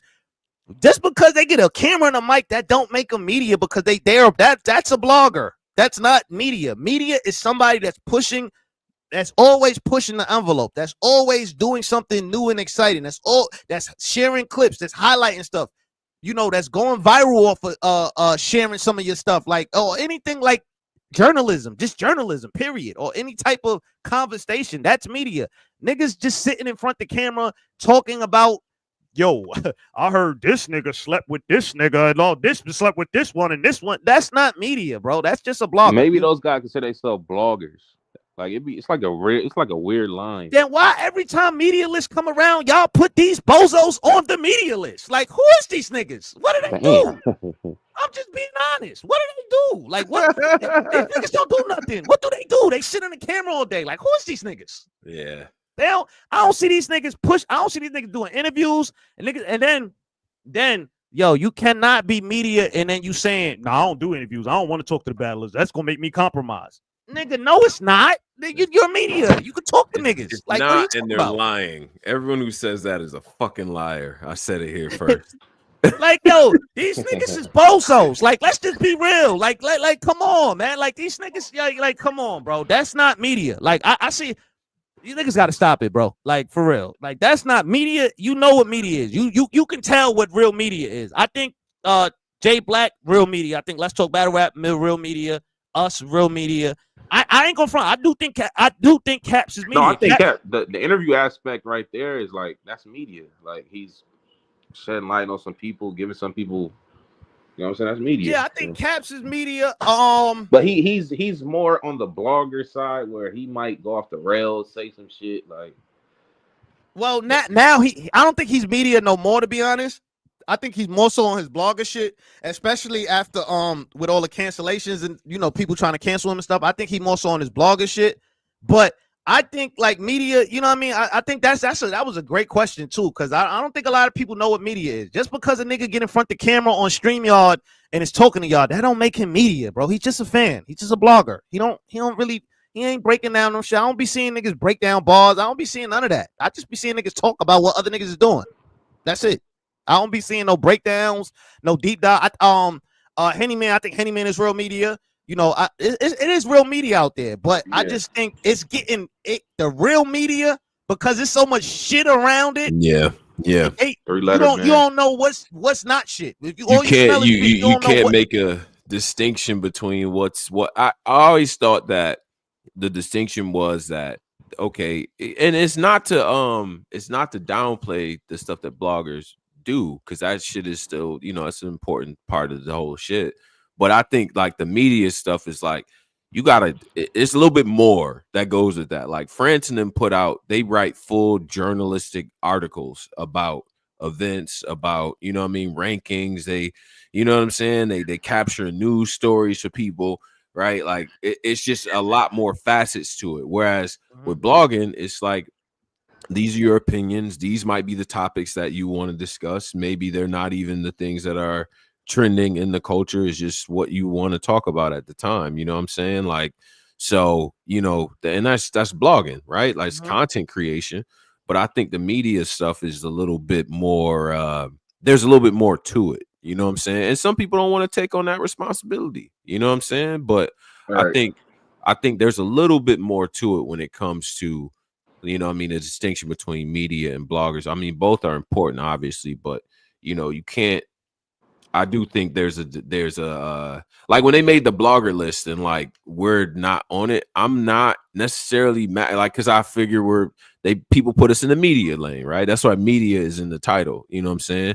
But it's not to say we don't have like good punditry or nothing like that, right? Like Polo will make some excellent blogs and shit like that. Listen, too, if I wanted to start blogging and get in front of the camera, I'll take that shit over. I'm just being honest. But I just don't be having the time to just blog and edit. I could do more so like with the audio and stuff like that, but just blogging and stuff, that take a lot of damn, my battery about to, that take a lot of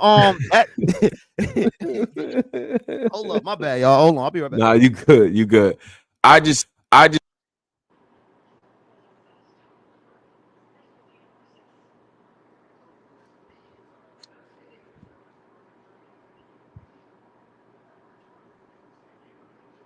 my shit being walked in my bag. Can y'all hear? Yeah, I can hear you. Okay. Now I just take the point of like the ability to start something. You know what I'm saying? Like not just something, but something in battle rap, right? Like I said, they're people that if they just tweeted who they got for their top 5 right now, it'll go crazy. You know what I'm saying? It'll start a whole conversation, or I think so and so is the best lyricist. That'll start a conversation. You know, I think it's the ability to kind of like shift the culture in different directions. I think that shit matters too. You know what I'm saying? Like, but maybe that's just influence, but you know. But it's nothing wrong with, like, I don't want to, because I ain't gonna front. It's nothing wrong with blogging. I think if this is something you want to do, you got to start somewhere. Get in front of the camera, start blogging. Even if you getting 50 views, 30 views, because you know what? Consistency always wins. If you go live, that shit's gonna go from 30. Yeah, that shit gonna go from 30 to 100 views to 100 views to 2. You know, so you got to start somewhere. But when y'all start calling some of these people media, y'all got to know what the fuck media is. Yeah, like respectfully. Yeah, I think, but you know, at the same time too, though, it's not to say that people who cover messy shit aren't media as well, because it's just a reflection of who we are. Like the culture likes messy shit. Yeah. Like OTFMZ, I consider them media. I think they have the ability, if they make a post, nigga. God, what? Nigga, they can send some shit up. That's media to me. Somebody that can make a post and send some shit up, and they do great breakdowns with Queen of the Ring and all that. So they do a lot of stuff within the gossip. They still do a lot of stuff. Like, so they can, you know what I mean? Like, it's different ways you can do stuff. But I do feel like battle rap media as a whole definitely need more respect amongst the culture. I think a lot of these battle rappers, they look at media as replaceable. Like, yo, y'all niggas just fans. Anybody can do that. Like, and they don't understand. But none of that. But okay, so this is the last year of Champion of the Year, right? This is the last year Champion of the Year, and I'm telling you right now, just like I said in the opening for the Trump era, battle rap fans, brace y'all selves, because we're about to go back to the Wild Wild West. Do you remember what battle rap was before, like right before champions started, right before Champion of the Year and awards for best battler of the night and all this other stuff? It was terrible. Do you know how many cars were just straight up misses, or people with no show or show up and freestyle? I don't care. I already got paid. That type of energy, that nonchalant, that non-work ethic, y'all gonna pay anyway to see me type of energy. Yeah, but that Champion of the Year spared that. Nah, it's one more year though. They next year is the last year. Yeah, right. So one more. So I'm just saying, like, understand the big vacuum that's about to create. You know what I'm saying? And then a lot of us bloggers are getting a little older. So you know what I'm saying? Like, it's just a lot of media is getting older. So I'm just saying that the media that we have, when I appreciate us the most is when a story breaks to the mainstream black media outlets, and then they just get everything wrong in the article. They get ages wrong. Yo, they get niggas. Yo, they had easy. They had easy at like 25. I'm like, yo, boy, Easy ain't looked 25 since he was 25. No, some of the easy stuff felt disrespectful to me. Yeah, that was crazy. Like, y'all talking like, Easy like he's some little kid. Like, stop it, y'all. These titles was like trash battler, sleeping with Remy. Like that was just, like like I ain't gonna front. I think mainstream media did Easy so filthy. Battle rap was like, nah, we fuck with him. We gotta stick up for this nigga. Yeah, exactly. Yeah, because it's just like it's like your family reunion or something like that, right? Like I could criticize my uncle, I could make fun of his outfits, but the moment one of you people from outside start playing with y'all do it, right? Hitman. You know what I'm saying? Now, I don't real like quick, that shit. Now, power move did happen. Let's recap that. Oh yeah, power moves, man. Power moves. Hitman. Shout out to Hitman for making this good. I would say this is probably the best promoted event of the year. You know what I'm saying? Every matchup for the most part made sense. This was the best promoted event in years. Yeah, I mean, the face-offs were what they were. Even before we got to the main face-offs, like the face-offs in spaces and all that, and the shit talk back and forth, and the matchups just made sense and things like that. It is Atlanta, and I gotta be honest with Atlanta. Atlanta, I love y'all. I'm gonna say that first. Love y'all. Had some great times in Atlanta and things like that. Some good people, great food, good energy. Y'all treat every event like brunch, and it has to stop. It has to stop. Why? Because it's just the talking and the socializing. And you know me, I'm nosy, so I'm listening to what niggas is saying. Yo, you got some backwoods? Yo, where y'all going at the y'all going to the joint after this? Like y'all are making post-battle plans in round one. Like y'all are just the worst group of people for an event where it's required that sometimes you got to shut the fuck up. Y'all are worse than every other crowd in battle rap. Hands down. And it's not close. And I've been to enough events or watched enough pay-per-views based in Atlanta to definitively say easily one of the most talkative crowds in battle rap. Hands down. It's just brutal. I don't understand that. I don't like it. I heard it was a lot of work in there though, so that could be the other thing. Yeah, I ain't gonna lie. I heard it was, but I'm gonna be all the way real with you. Like we gotta keep it real. Some of these battlers' content was putting the crowd to sleep. Big K talking about reparations. Pack them up. What are you doing? I meant to ask y'all. I first tuned into the battle during Big K first. That's the first one I turned the event on. Yeah. What was he talking about in that first round? Man. He was talking about how niggas is racist to white people. We can't be racist, man. I gotta look up the definition of we could be prejudiced. Bro, I need white people to understand this as a whole. Nigga, y'all was not oppressed for 400 years. Y'all did not have your ancestors dragged from one part of the world to the another part of the world in shackles on a boat, my nigga.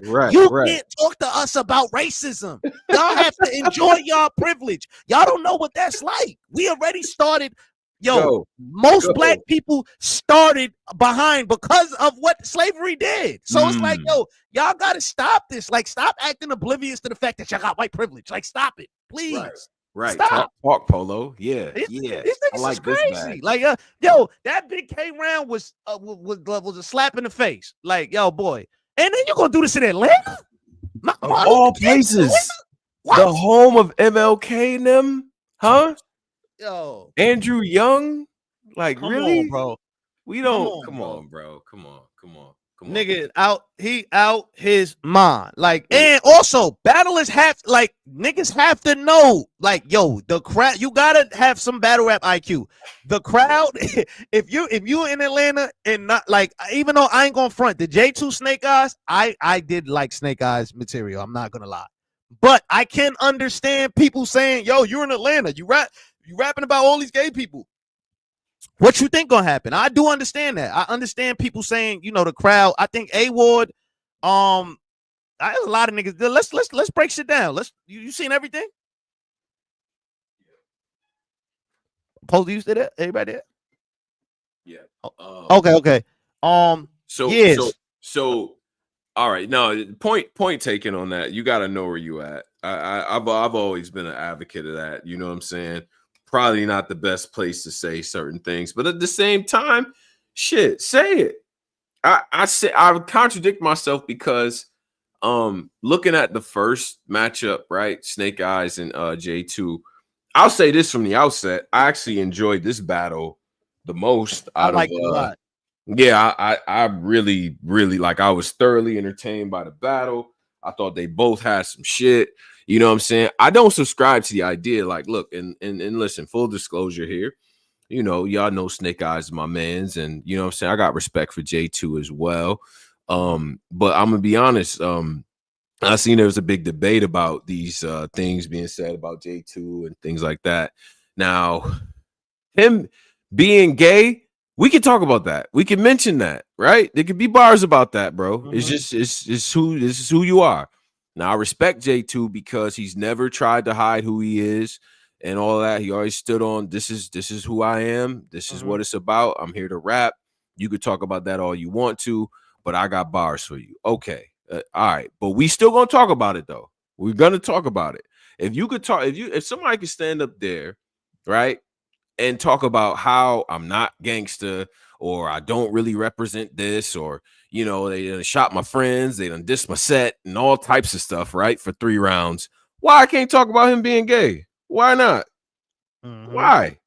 Like, what is the issue with that? Like, so I think there's a little bit of like, you know what I'm saying? But the only thing is, though, in my opinion, with J2, usually what happens is if you spend too much time spamming that content, it's gonna be harder and harder for you to win that battle, bro. Because he is talented when it comes to he's a really good layered writer. Like like that silence her. Like oh my god. That might so I would say the silencer sound like a bitch trying to take accountability. I thought that was one of the lines of the night, probably the line of the night. Somebody said, "I wish a straight nigga said that." Yeah.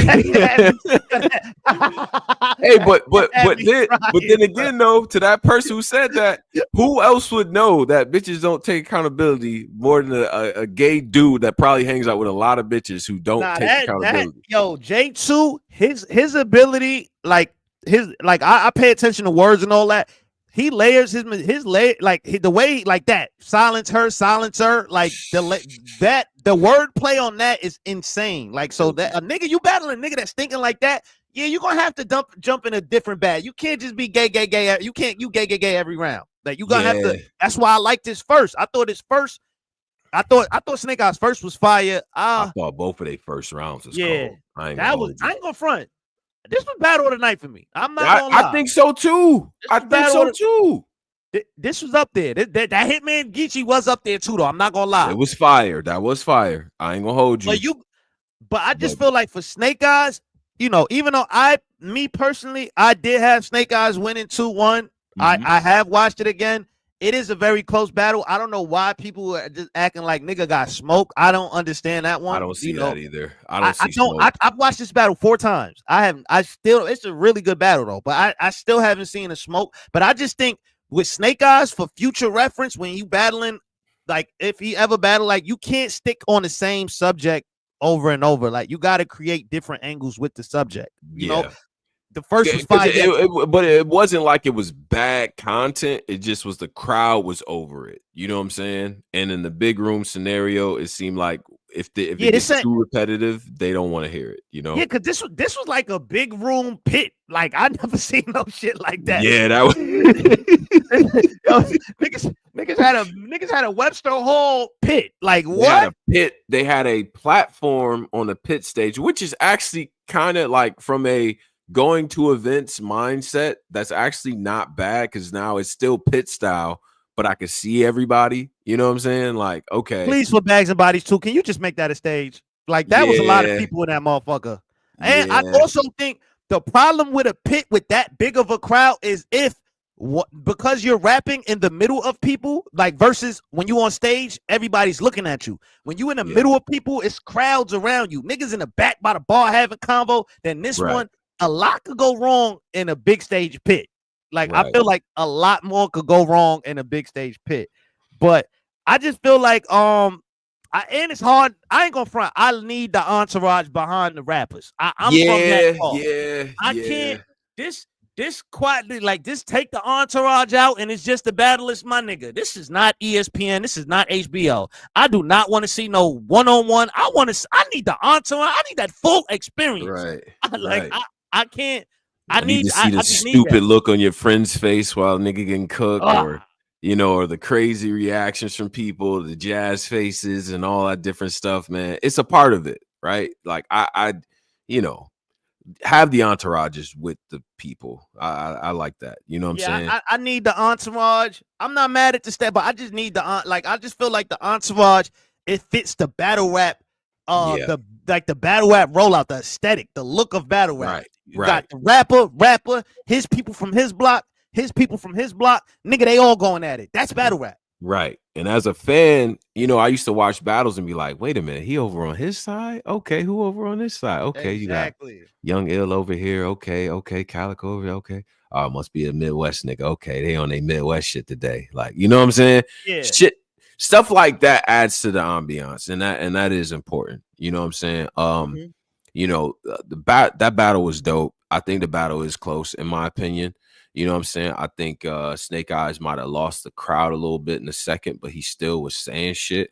I think J2 clearly got the third. You know what I'm saying? At that point, I feel like maybe Snake had kind of let the crowd get to him just a little much. You know what I'm saying? But it was a good battle, my nigga. And I'm not again, I'm just not one of them people that thinks that, oh, well, you said that, or like you said, because people will talk about selling drugs for 3 straight rounds and we good with it. You know what I'm saying? Or I got some breaking news.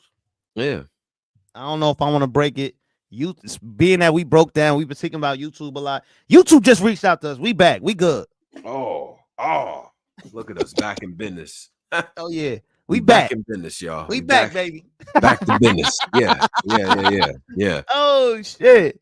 Oh Man, man, upwards that of is approaching wow. 1,000 people in here between all the different Wow. platforms. So make sure you share this stream on whatever you're watching, YouTube, whatever, tag us and things like that. We may actually even start like a question segment or whatever. So Yeah. tag us, ask a question, we'll answer your questions and Man, things, that's crazy.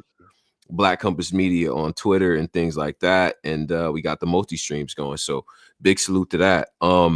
But yeah, I like this. I like the battle. I like the energy from the crowd and stuff. You did start to notice people getting a little chatty, but and at the same time, like J2 had to quiet people down. Snake Eyes had to do the same thing.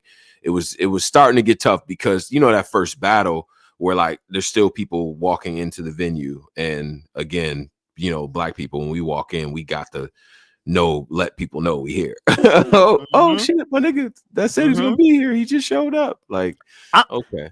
And then I'm not again. So that was that. Regardless of who you had winning, J2 or Snake Eyes, I think that was a really good battle. I think that's getting lost in translation because people's debating who won or who not. But I think people need to just appreciate that's a good battle. That was very good. Arguable battle of the night.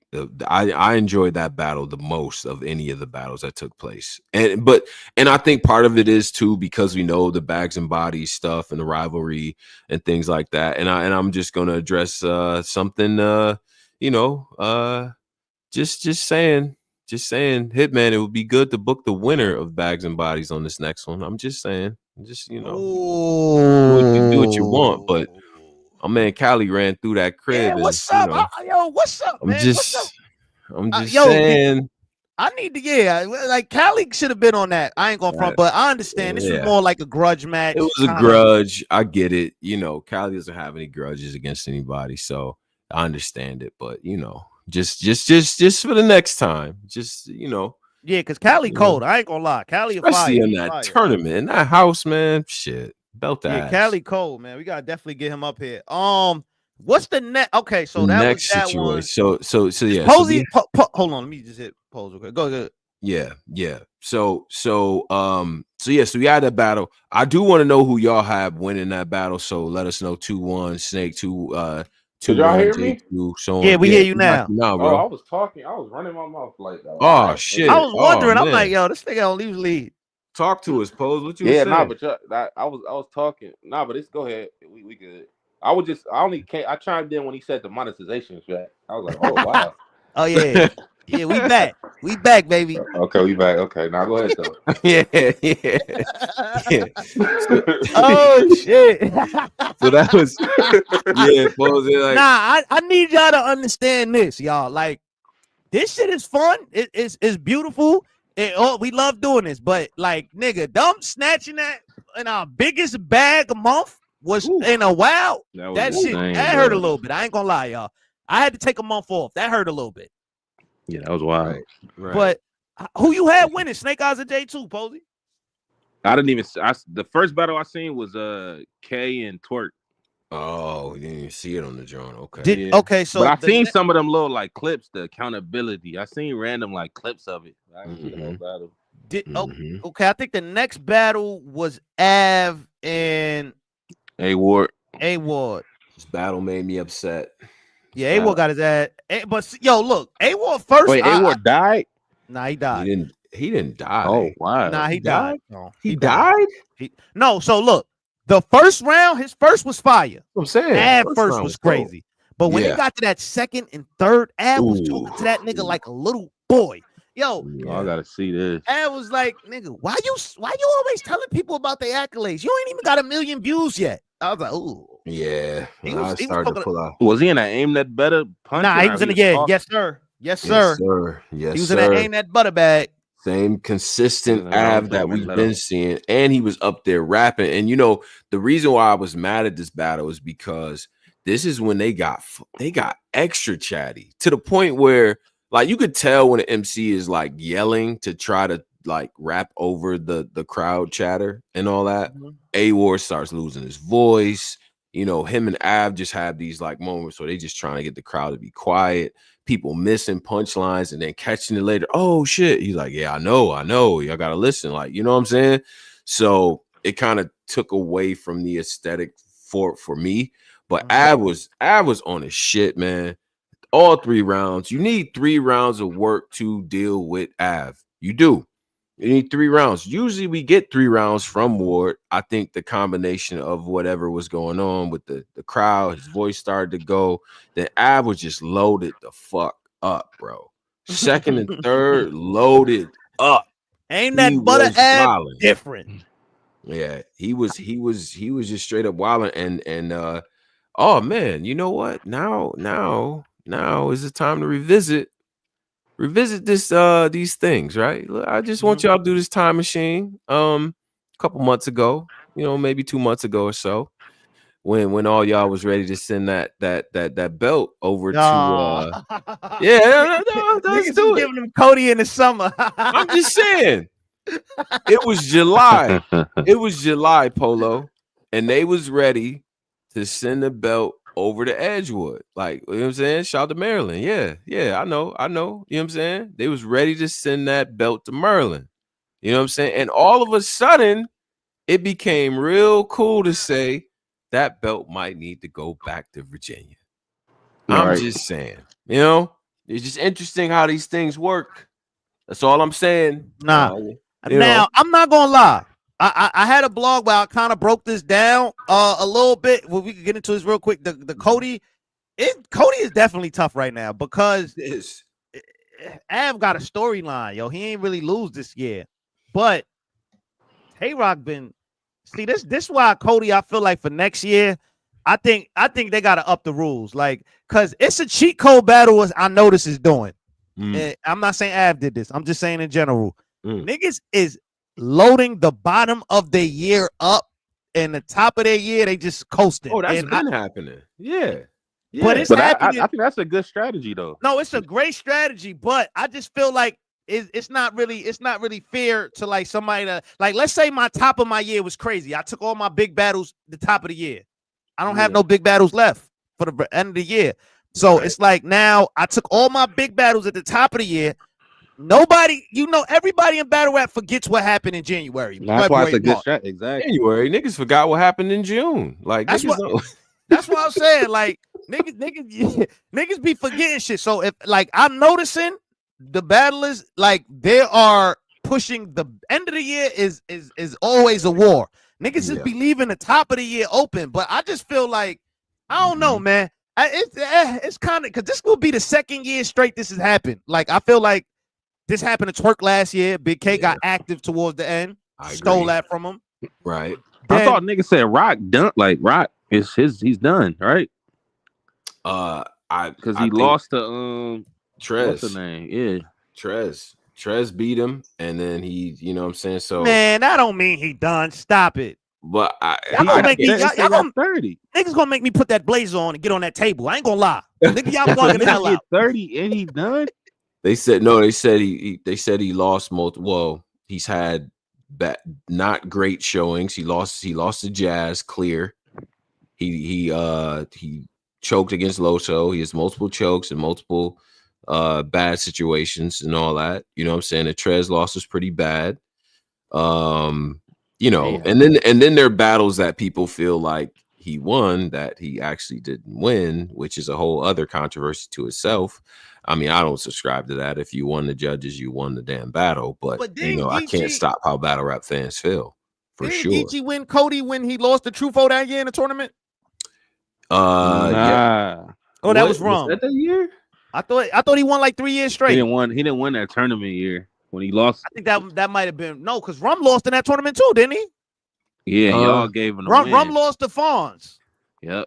Swamp. He lost to Swamp. Y'all still had Rum winning.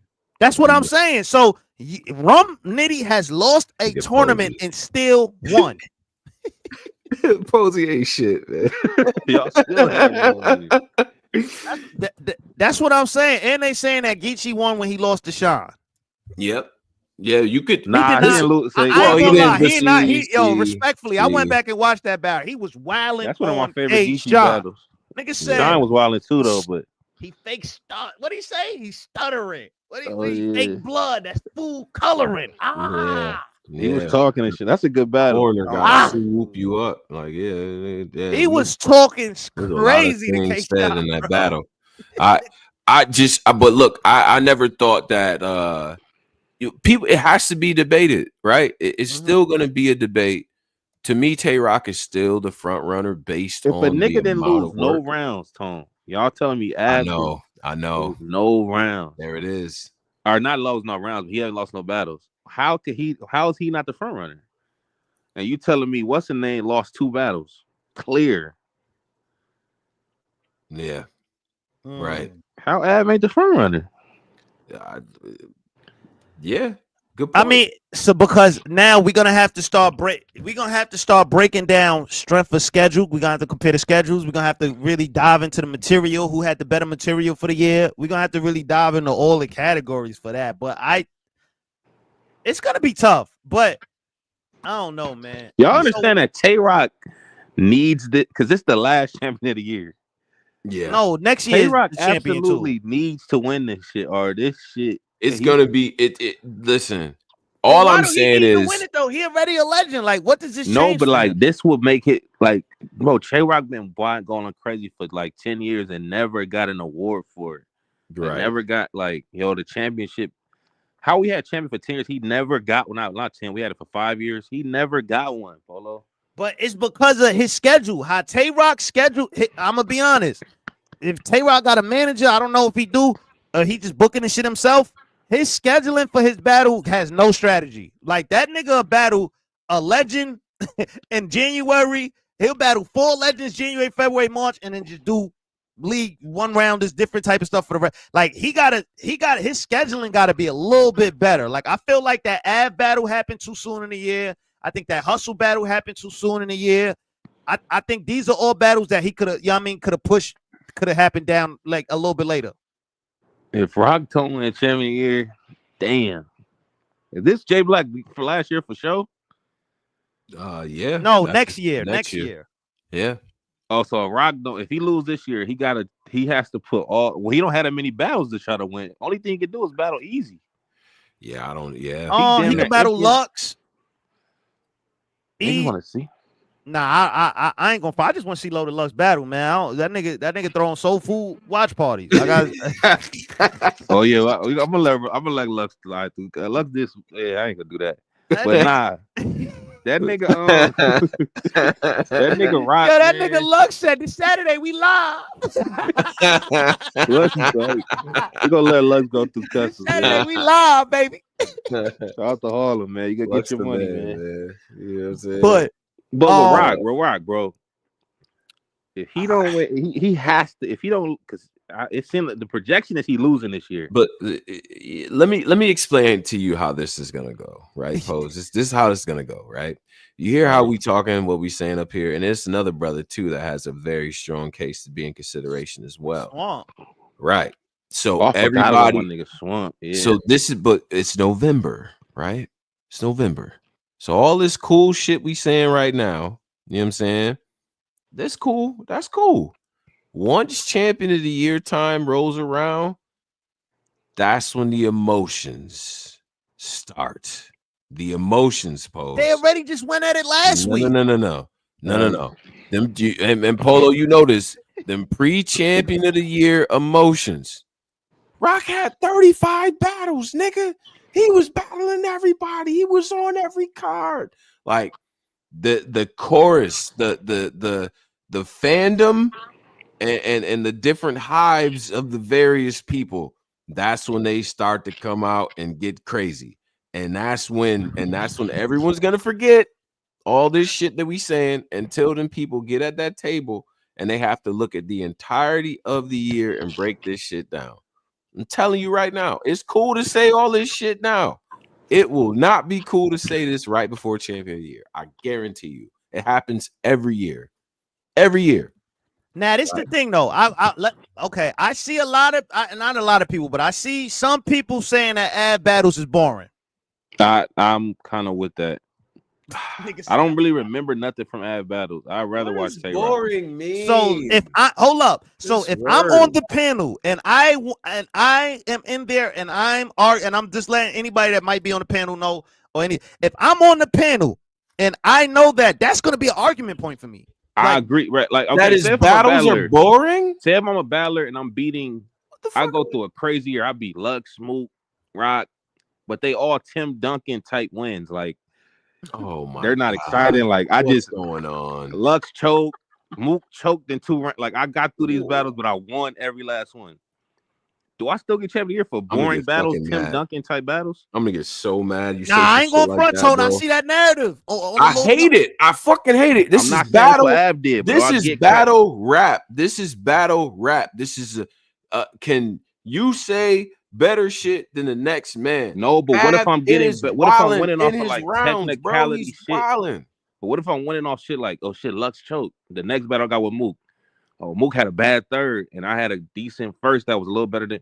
What if I'm winning off these little Tim Duncan technicalities, but I'm wilding I'm beating everybody, but they boring battles? Do I still get champion of the year? But what does because boring is mad subjective. What the fuck does boring mean? A nigga spitting some dope shit is. I've seen people boring. Say, and I heard Easy say this too. Easy, I said it. I think they say ad battles don't really got a lot of replay value on it. I agree. Oh, damn. And I'm not saying I'm saying that. I'm just saying what the people are saying. I think Easy before I said Av is boring. I'm just using him as an example. I'm not starting. I'm just using him as an example. Like, people are feeling, some people do feel like that. And as opposed to like Tay Rock battles ain't really that like Tay Rock is rewatch. His shit is rewatchable. That Loso battle, all them joints is rewatchable. Yeah. I agree. So if I'm on the panel, will be my argument. If I'm arguing for Tay Rock, I'm going to drill that home. If I want Tay Rock to win, I'm going, that would be my argument. I would say, yeah, he's undefeated, but nigga, you're undefeated in boring battles that nobody. If I'm using this point, you're undefeated in battles that nobody rewatches like that. Jesus. So what if him and Twerk is a great entertaining battle? Is that enough to that's enough. Him and Twerk is like that. That'd be enough to put him over. If that man goes in there and if he beats New Jersey Twerk this year that he's having, bro, I think that's I think conversation is Av low key don't be like, to me personally, I'm gonna be real. Av low key don't be losing like, but he's like Tim Duncan to me. Like Tim Duncan to me is one of my favorite basketball players of all time. But I just feel like Tim Duncan don't get a lot of credit because he's not flashy. He's just gonna hit you with the hook shot. I mean the underhand layup. He's not flashy. He gonna do what it takes. Exactly. I think Av be beating the dog out of niggas, but it's just. He don't do the extra. Like he ain't about to be cursing niggas out behind. Maybe drunk Av, but the new Av, he ain't about to be cursing niggas out. He ain't about to be doing that extra. He gonna show up, beat you, and go about his day. Go about, you know what I mean? Go chill. Right. So I feel like people do take that from him because they feel like Tim Duncan still, no matter how say if the Spurs is playing back in 02 and I'm watching it, then I get bored and I turn it off. By the time I click back to ESPN, the game over. This nigga got 25 points and 13 rebounds. What the fuck am I supposed to say? What am I supposed to say, bro? It just is what it is. He bust y'all ass, man. Nah, you know Tim Duncan was murdering niggas, but yeah, like come on, bro. He got 5 rings. Timmy got 5 of them things, don't he? Come on, man. But that is a narrative that's floating out there, Tony. I like that narrative. I really fuck with that narrative. Y'all gonna take away so because he ain't up there stretching words and doing all this bullshit. He can't have it all though. He gotta have something here. He gotta have something like, yo, bro, you got boring battle. You winning, but they boring. He gotta have something about this shit here. He can't just have a perfect year, bro. Yeah, because if he had a perfect year, then nigga, we wouldn't be debating right now. This boredom criteria is nasty, bro. It has to be, bro. It has to be. I like that Av can rap well and better than most niggas that he battle. I'm entertained. God damn it. No, Av is one of the best rappers to ever rap and battle rap, period. But he is. It ain't just about rapping all the time. Like it ain't. You still got to bring some type of entertainment to this. Lord have mercy, man. Listen, oh man. So I do see that as a narrative, but we can say, hey, battlers, you hear that? Rapping really good is not enough like for that niggas. narrative. Rapping good, like better than everyone else, is not. That's just not okay. But I ain't gonna lie. If Av get that panel from last year, he's winning. He good. But if anybody spicy, if Jay Black throw anybody spicy in that mix, and they feel like debating, they gonna have some angles. Like it is something to work with. And on top of that, like let's say Swamp destroys Calico. After just doing what he did to Rex, he just beat Rex. We gonna get to that. He just beat Rex in a drug round to a lot of people. So. What do we do now? What happens with Swamp? If Swamp goes in there and smoke Calico, y'all giving him credit for that? Hell yeah. Swamp smokes Calico. So honestly, bro, Swamp and Av to me are making a very strong case right now. Very, very strong case. And they still got work lined up too. Like if both of them are able to get past the battles that they have and win, it's like this is a conversation, bro. And that's all I've ever been saying, right? I was in Spaces the other day, some weeks ago with some folks, and we was all talking, and everybody was, Spaces is an echo chamber, so just everybody just agreeing with each other. And I'm like, champion of the year is not over. It's not decided, y'all. There's no way. And I got yelled at, berated, called names, all types of shit. And now, when I pull up to that one, that is a particular space. When I pull up again, I want to see the energy levels, sir. I do. Because this shit is not over with, man. And that's always been where I stood. Like, champion of the year is never decided in 6 months, bro. No fucking way. I do think Av need one more, though. I think if he just sit back and not get no more else, I think that ain't enough. That twerk battle, man. Tay-Rock battling Marv. Let's say Tay-Rock getting there. Now, if Tay-Rock, I ain't gonna lie, Tay-Rock, you go in there and lose to Marv, you gonna probably be number 3, number 4. I ain't gonna lie. Yeah, he's done. He can't lose to Marv. Marv is a must win, and it's not only like you gotta really beat this nigga Marv. Like you gotta make an example. In Detroit, Marv versus everybody card. I don't know. Marv fuck around. Marv fuck around. That's what I'm trying. Yo, Marv fuck around, bro. Come on, man. This is Hall of Fame Marv. Like, this is Marv Henry. He's not playing with said you Marv niggas. Henry got me crying. Yeah, he's not, bro. He been on some Hall of Pain shit since that tournament. Remember when they took when them LA niggas took that belt from Marv? Yeah, Pose, your people. Yeah. Wait, who he battled for the? Yeah, Saint. Oh yeah, Saint. Saint. He wild Saint up. That's crazy. See, hey Polo, all them LA niggas. He the future, cuz like y'all he niggas. The future on my grand. Yo, why LA niggas love putting everything on their grandma? Right on granny, on my granny, soul, on my granny. Right, right. Y'all did the He the Future angle and took that belt from Marv. You know what I'm saying? And he been belt the ass ever since. I think everybody. Swamp already got one more. He's battling Calico. That's a big battle. I think Av need one more. I think Tay-Rock got one more.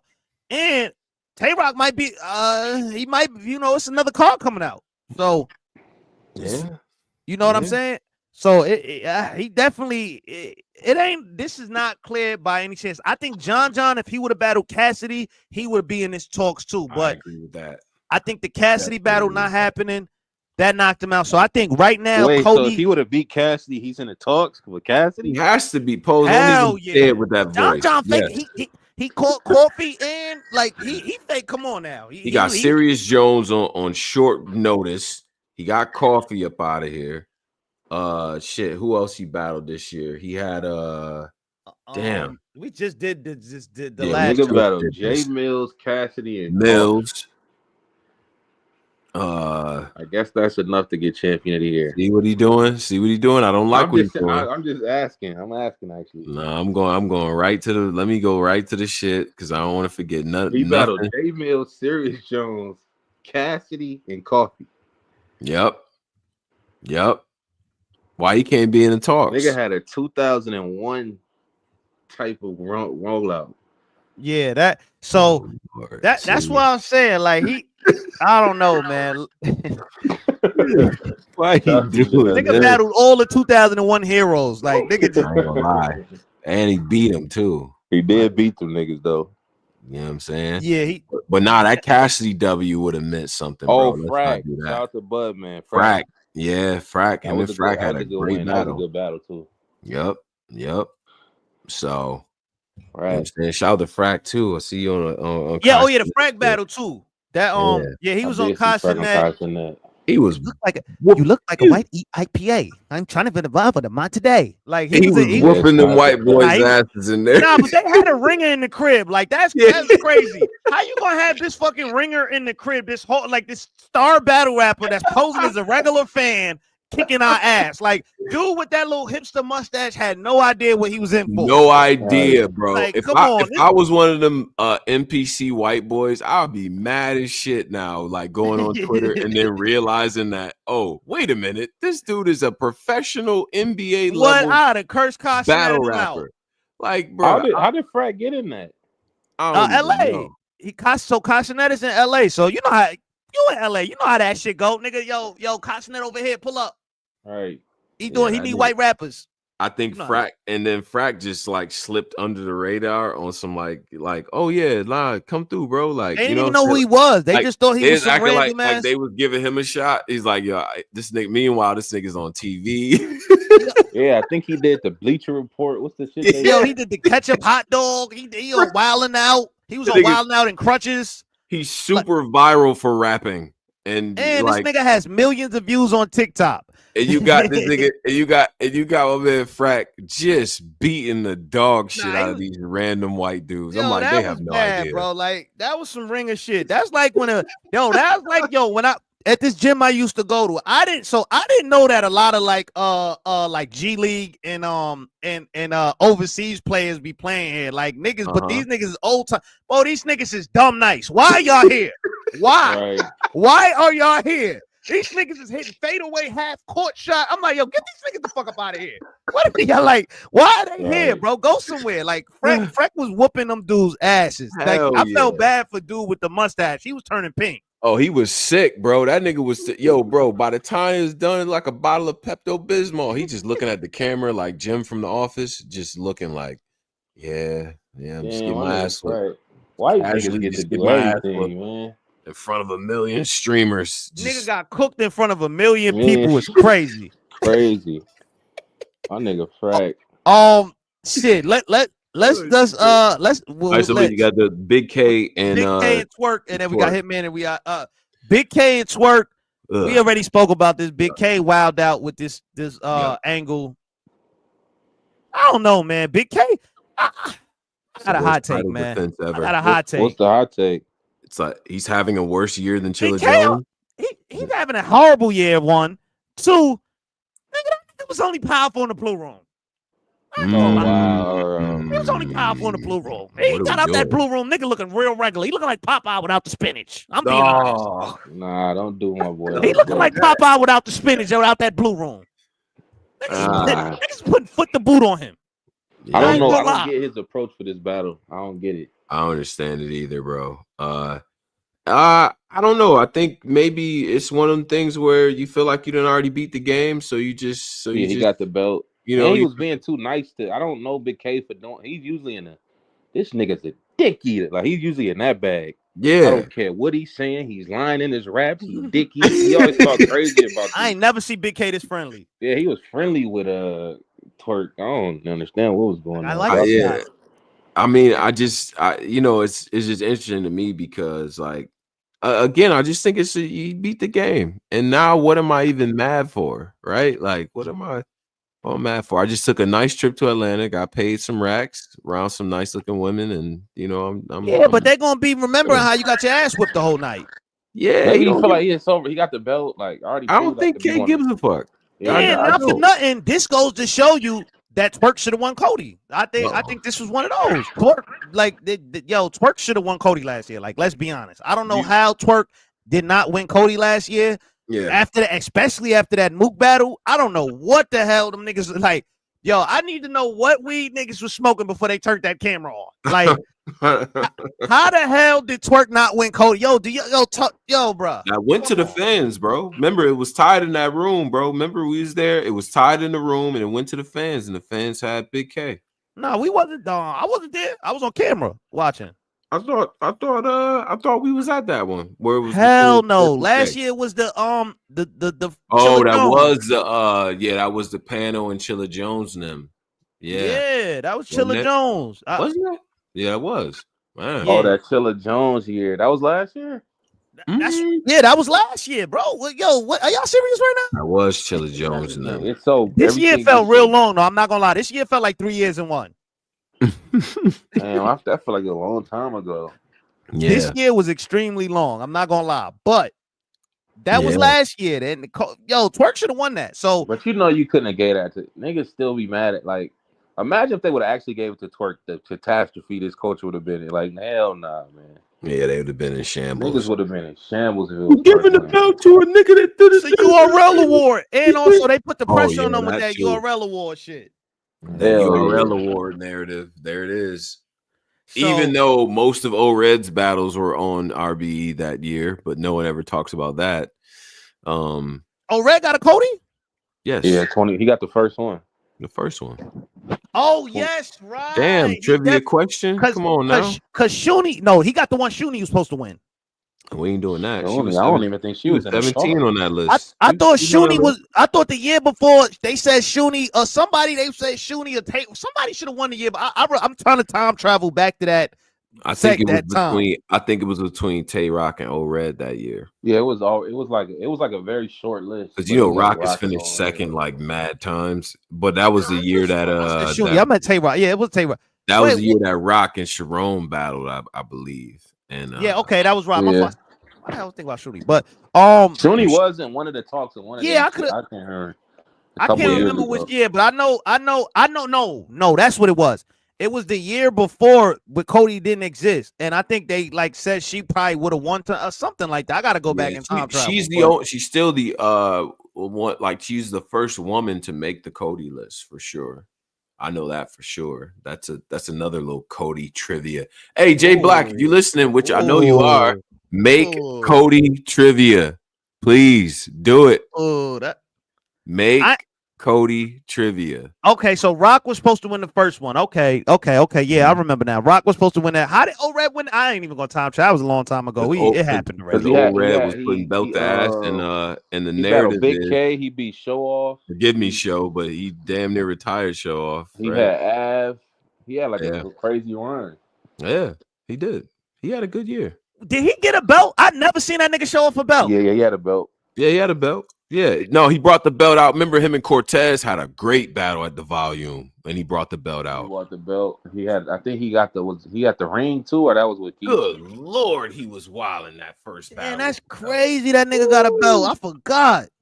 Well, that's kind of how Cortez in the Chilla, like Volume? Chilla and Old Red didn't really like capitalize on it. Him and Big K. Big K too. Never Big K too. capitalized. Yo, Geechi Gotti is probably one of the only people to have good years after That's the he won greatest COTY. battle rap Excellent champion of title all time, defense. man.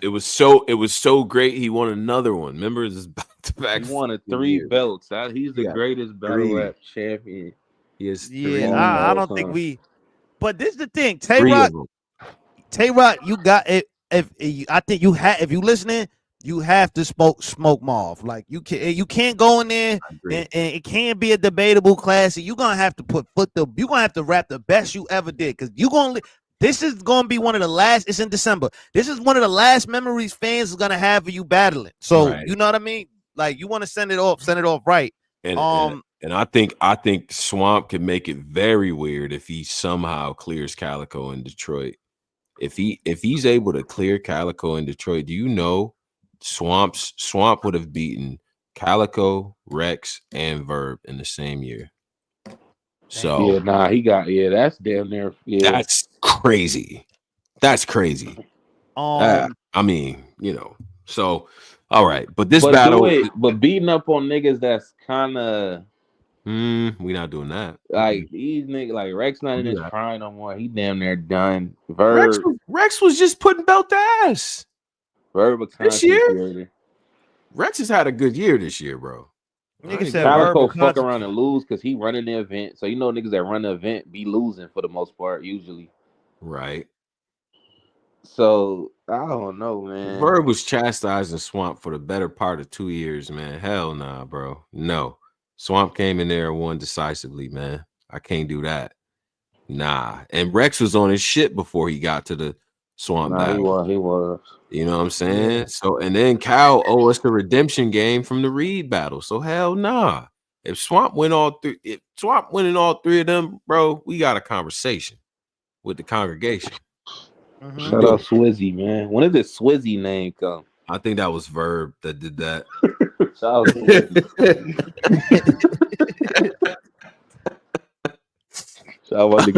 man. Shout out to Swizzy. What?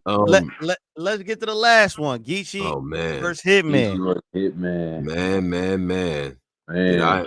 First of all right, hold up. I got an honest confession to make to the people that's in here. Upwards of 1,000 people in here right now, right? I'm gonna be honest, y'all. I had to damn near rewatch this card. You know why? I watched it with some casuals, and here's the thing: is that like if you haven't been like battle rap is such a niche sport. There's some battles where you could watch it, and if you don't know nothing about battle rap, you probably could still enjoy it, right? Geechi Gotti versus Hitman. If you haven't been in tune with what's going on, do you know how much shit you got to explain to people while the battle is going on? Oh yeah, his baby mom got shot. So and that's exactly where I was. Posed. Yeah, his baby mom got shot, and then Hitman had to do this, but then Geechi Gotti, his girl, I just had to do all this old other stuff, right? And he live out in LA, and then he's from Nutty Block, which is a gang out there. Like, so I'm just turning into Wikipedia. You feel what I'm saying? Right. So it's like, but this is for the hardcore fans among us. I watched the battle. I like the battle a lot.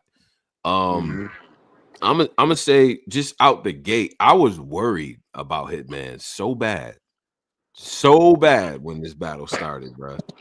I was like, yo, especially first round, I was super worried about my nigga. Like, damn, bro. Yeah, that first round, Jesus Christ. That nigga Gotti. This nigga ain't even know his time was up. He in there looking for a fade. Bitch, they already lined you up. I said, oh, Lord have mercy. Then that might have been the first round I seen Hitman lose in a minute. Remember Hitman had that first round. Yeah. He lost that. Go back to that Cassidy. He lost that first with Cassidy. I signed your Spalding is classic. I ain't gonna lie. That's classic. Nigga brought the basketball out too. Right. But But yeah, so okay, so yeah, how y'all scored this? Like we could deep dive on Patreon, but how did y'all score this? I got Geechi one in the first, Hitman one in the second. I'm sorry, I got Hitman one in the third. The second is the deciding round for me, and I'm barely edging Geechi in that. I can see niggas having Hitman though. Like it's a real debatable battle though. Super debatable. I'm the same way, but man, that second round is so close, man. Because this is some of the shit Hitman had to say, just the Asia shit, just you know what I'm saying, it's crazy. He from the States was able to enter Asia from the back door. I said, Jesus, crazy. I can get rid of something. I can get rid of Asia with something made in China. Like, come on, man. I forgot about that. You know what I'm saying? The extensions at the head, not the ones he be selling. Like all that shit was fire to me. And I like when Hitman just be rapping. Like when he didn't have one of them pockets did he when he gets these little he kind of did in the second, I know what you're talking about, like on the front, have a kid go through the side door, money ain't allowed to pay what you alive. When he getting them bags, it get dark. I love that shit. Oh, he got it. Nigga getting that bag, bro. Hell yeah, he be cooking. He got only thing. I'm gonna keep it real. He got to get out this legacy bag. He have to. Like I told y'all, he do a lot of biography rapping. He was doing that the first. Nah, he did it the whole first. Bro. The whole first. That's why I got you niggas. He did a lot of. I ain't gonna lie, that shit was dope though. The caffeine shit. Like URL had to show them my numbers to get the caffeine to invest in them. I ain't gonna lie, that was dope. That was dope because you probably know that's true. Like, yo, this is numbers we bring in, and they showing like, yo, these are our top 10 battles, and Hitman is in like 6 of them. Like, yeah. I was the first nigga. He do this like. Yeah, I was the first. He getting that Soldier Boy bag. It's over. But I think that's that second and third though. Once he left that alone and got to them raps, started with punches. I ain't gonna front fake had Hitman winning this. Not mad at that. I ain't mad at niggas having Hitman. Not mad at that at all. I fake had Hitman. I ain't gonna lie. Yeah. He just gotta stay in that pocket. Like he can't. If he don't stay, if he get back, I'm telling you, his next battle. Listen, I ain't gonna lie to you. Fuck it, we here. I need to see Hitman versus Loaded Lux. Loaded Lux bootlegged your party. He had soul food, collard greens, and he tagged you. You didn't get some get back for that. You gotta get back. I ain't gonna lie. I don't think Holla can fuck with that. I don't think Holla can fuck with him, bro. Yo, this Saturday we live. We live. Lux and Torch Holla. Yeah, I don't think that'll be. Yeah. I fuck with Hitman Holla. I ain't gonna front. Hitman Holla. I fuck with like over these last few months. I really like him. I ain't gonna front. I mean, I had a wrong perception of him, but Loaded Lux is not gonna play with Hitman. I'm sorry. Lux might wow Hitman up. Level of technicality. It's a lot of shit to say. I don't know. And I like the guy when Gotti was like, you worried about Loaded having a watch party. You need to be worried about them niggas getting loaded, having a party with your watch. Oh, that was God damn. Damn. Yo. That was fire. Yo. Damn. Yeah. Nah, this was a really good battle, man. Like for real. I got a hands round. You know what I mean? Salute to them. This lived up to it. Like, you know, it's important. A lot of people didn't like the crowd. That's cool. But me personally, I still was able to appreciate the battles and what we got from it. I thought we got through this whole rollout for the last 3 months. We got excellent interviews, excellent promo. They showed a lot of love to platforms. Hitman, Geechi, they showed a lot of love to platforms, the boss. So they definitely earned, they earned everything that they getting for this event. Yeah, they gave us a great storyline. You know what I'm saying? They had a lot of things to say in the pre-build up. You know what I'm saying? This battle meant something. They treated it like that. So you know what I'm saying? Like kudos to that main event. You know what I'm saying? Because that was dope. Yeah, Whack 100 involved in this shit. Yeah, Whack. Nah, Whack. Well, Pyro. You know, Whack was The best promo, my man PhD said, maybe the best promo. I'm sorry, the best promo for any battle, number one, is Loaded Lux and Calico. The day rollouts for that was crazy. Nigga in the funeral home. Calico. And then it gotta be Surf and Hitman. Man. And then it may be Hitman and Cassidy too. That Arsenal Hitman was crazy. You know, DVD. That's Surf, because remember, him and Surf got into a fake wrestling match outside. Oh, yeah, But even like K Shine and Surf was like, there was a hell of a build up for that one. That was back when, remember they used to walk through the crowd type shit and then get to the ring. I don't know why they stopped doing that. That's kind of dope. Well, I mean, shit, I understand now. Like, you don't know who gonna grab you. Crazy. Yeah. It's a different time. This ain't before. Yeah. No one knows how to just have fun and be cool. Like, yeah, so I understand. Is there anything else we want before we get to the Patreon? Well, before we get to the Patreon, anything else that we want to say, man? Is there when is Calico's event again? When is that? I'm dropping I gotta drop a blog on this. I'm sorry. I seen Calico say on Twitter. This is one of the things that happened last week when I was away. He said he ain't doing no face-off for Mook and Arsenal. They don't need a face-off. See it. Come on, Cal. Maybe fight niggas might go left. Come on, Cal. Then why book him? If they gonna go left in the face-off, nigga, you don't think they're gonna go left in the battle? Nah, it's different because you want to get that back end pay. There's no way. But I think the face-off cuts the tension. Like, you get to gauge the tension. With no face-off, you just you need a face-off for Mook and Oz. But but remember Big K and Tay Rock, they gave us that crazy face-off, and then they got there, and by the second round, they were friends. So it's like, I don't think Mook and Arson in that point. Trust me, they ain't gonna be in no friends. Yeah. Trust me, they don't like each other. I think that and personally, I'm saying this now. I know we're gonna break it down as we get closer to the joint, but I think Arsenal's in trouble. I think Arsenal is in trouble with that battle because, like, Mook is it a three-rounder? Yeah, of course. Oh, I thought it was I don't know why I thought it was a one-rounder. Okay, yo, come on, son. Mook. Yeah, this seemed like a personal situation for him. You know what I'm saying? And I think Mook about to wild the fuck out. But anyway. So that's he has to wild out because if Hitman just did what he's supposed to do. If Mook has to do the same. Mm-hmm. If not, you're gonna take away from that Hitman Mook battle. I agree, and there's zero pressure on Arsenal. Like there's none. Arsenal literally has a free. He's playing with house money. Like he can. If he lose, I don't think nobody's gonna care. To be honest, if he wins. Everybody's gonna care that Mook lost. So there it is. That's down there. All Arsenal battles are to me. Like Arsenal don't matter. Like if that nigga win or lose, it's about the other nigga. Like you bet not lose to Arsenal. Right.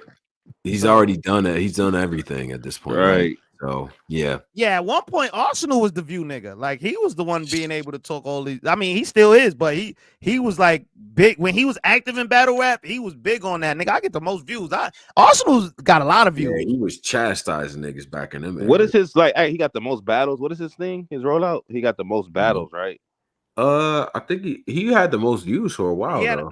I think. But what don't he got? Who got that rollout that they have the most battles? Isn't it Arsenal? I think it's Dre Dennis, to be honest. Yeah, I think it's Arsenal, y'all. Dre Dennis, crazy. Nah, Dre Dennis got like 300 battles, bro. Yeah, it's like he's in like the work. I think he's in a record book for the most battles. Yeah, he got like 1,000 battles, shit like that. Man. Yeah. I thought it was ours. Damn, Dre Dennis. Shout out to Dre Dennis. Yeah, man, the hardest working man in battle rap. That's a fact. Runs the league, battles on the league, all types of shit. He has 247 battles. He's clearly doing a lot, and these are all YouTube drops, right?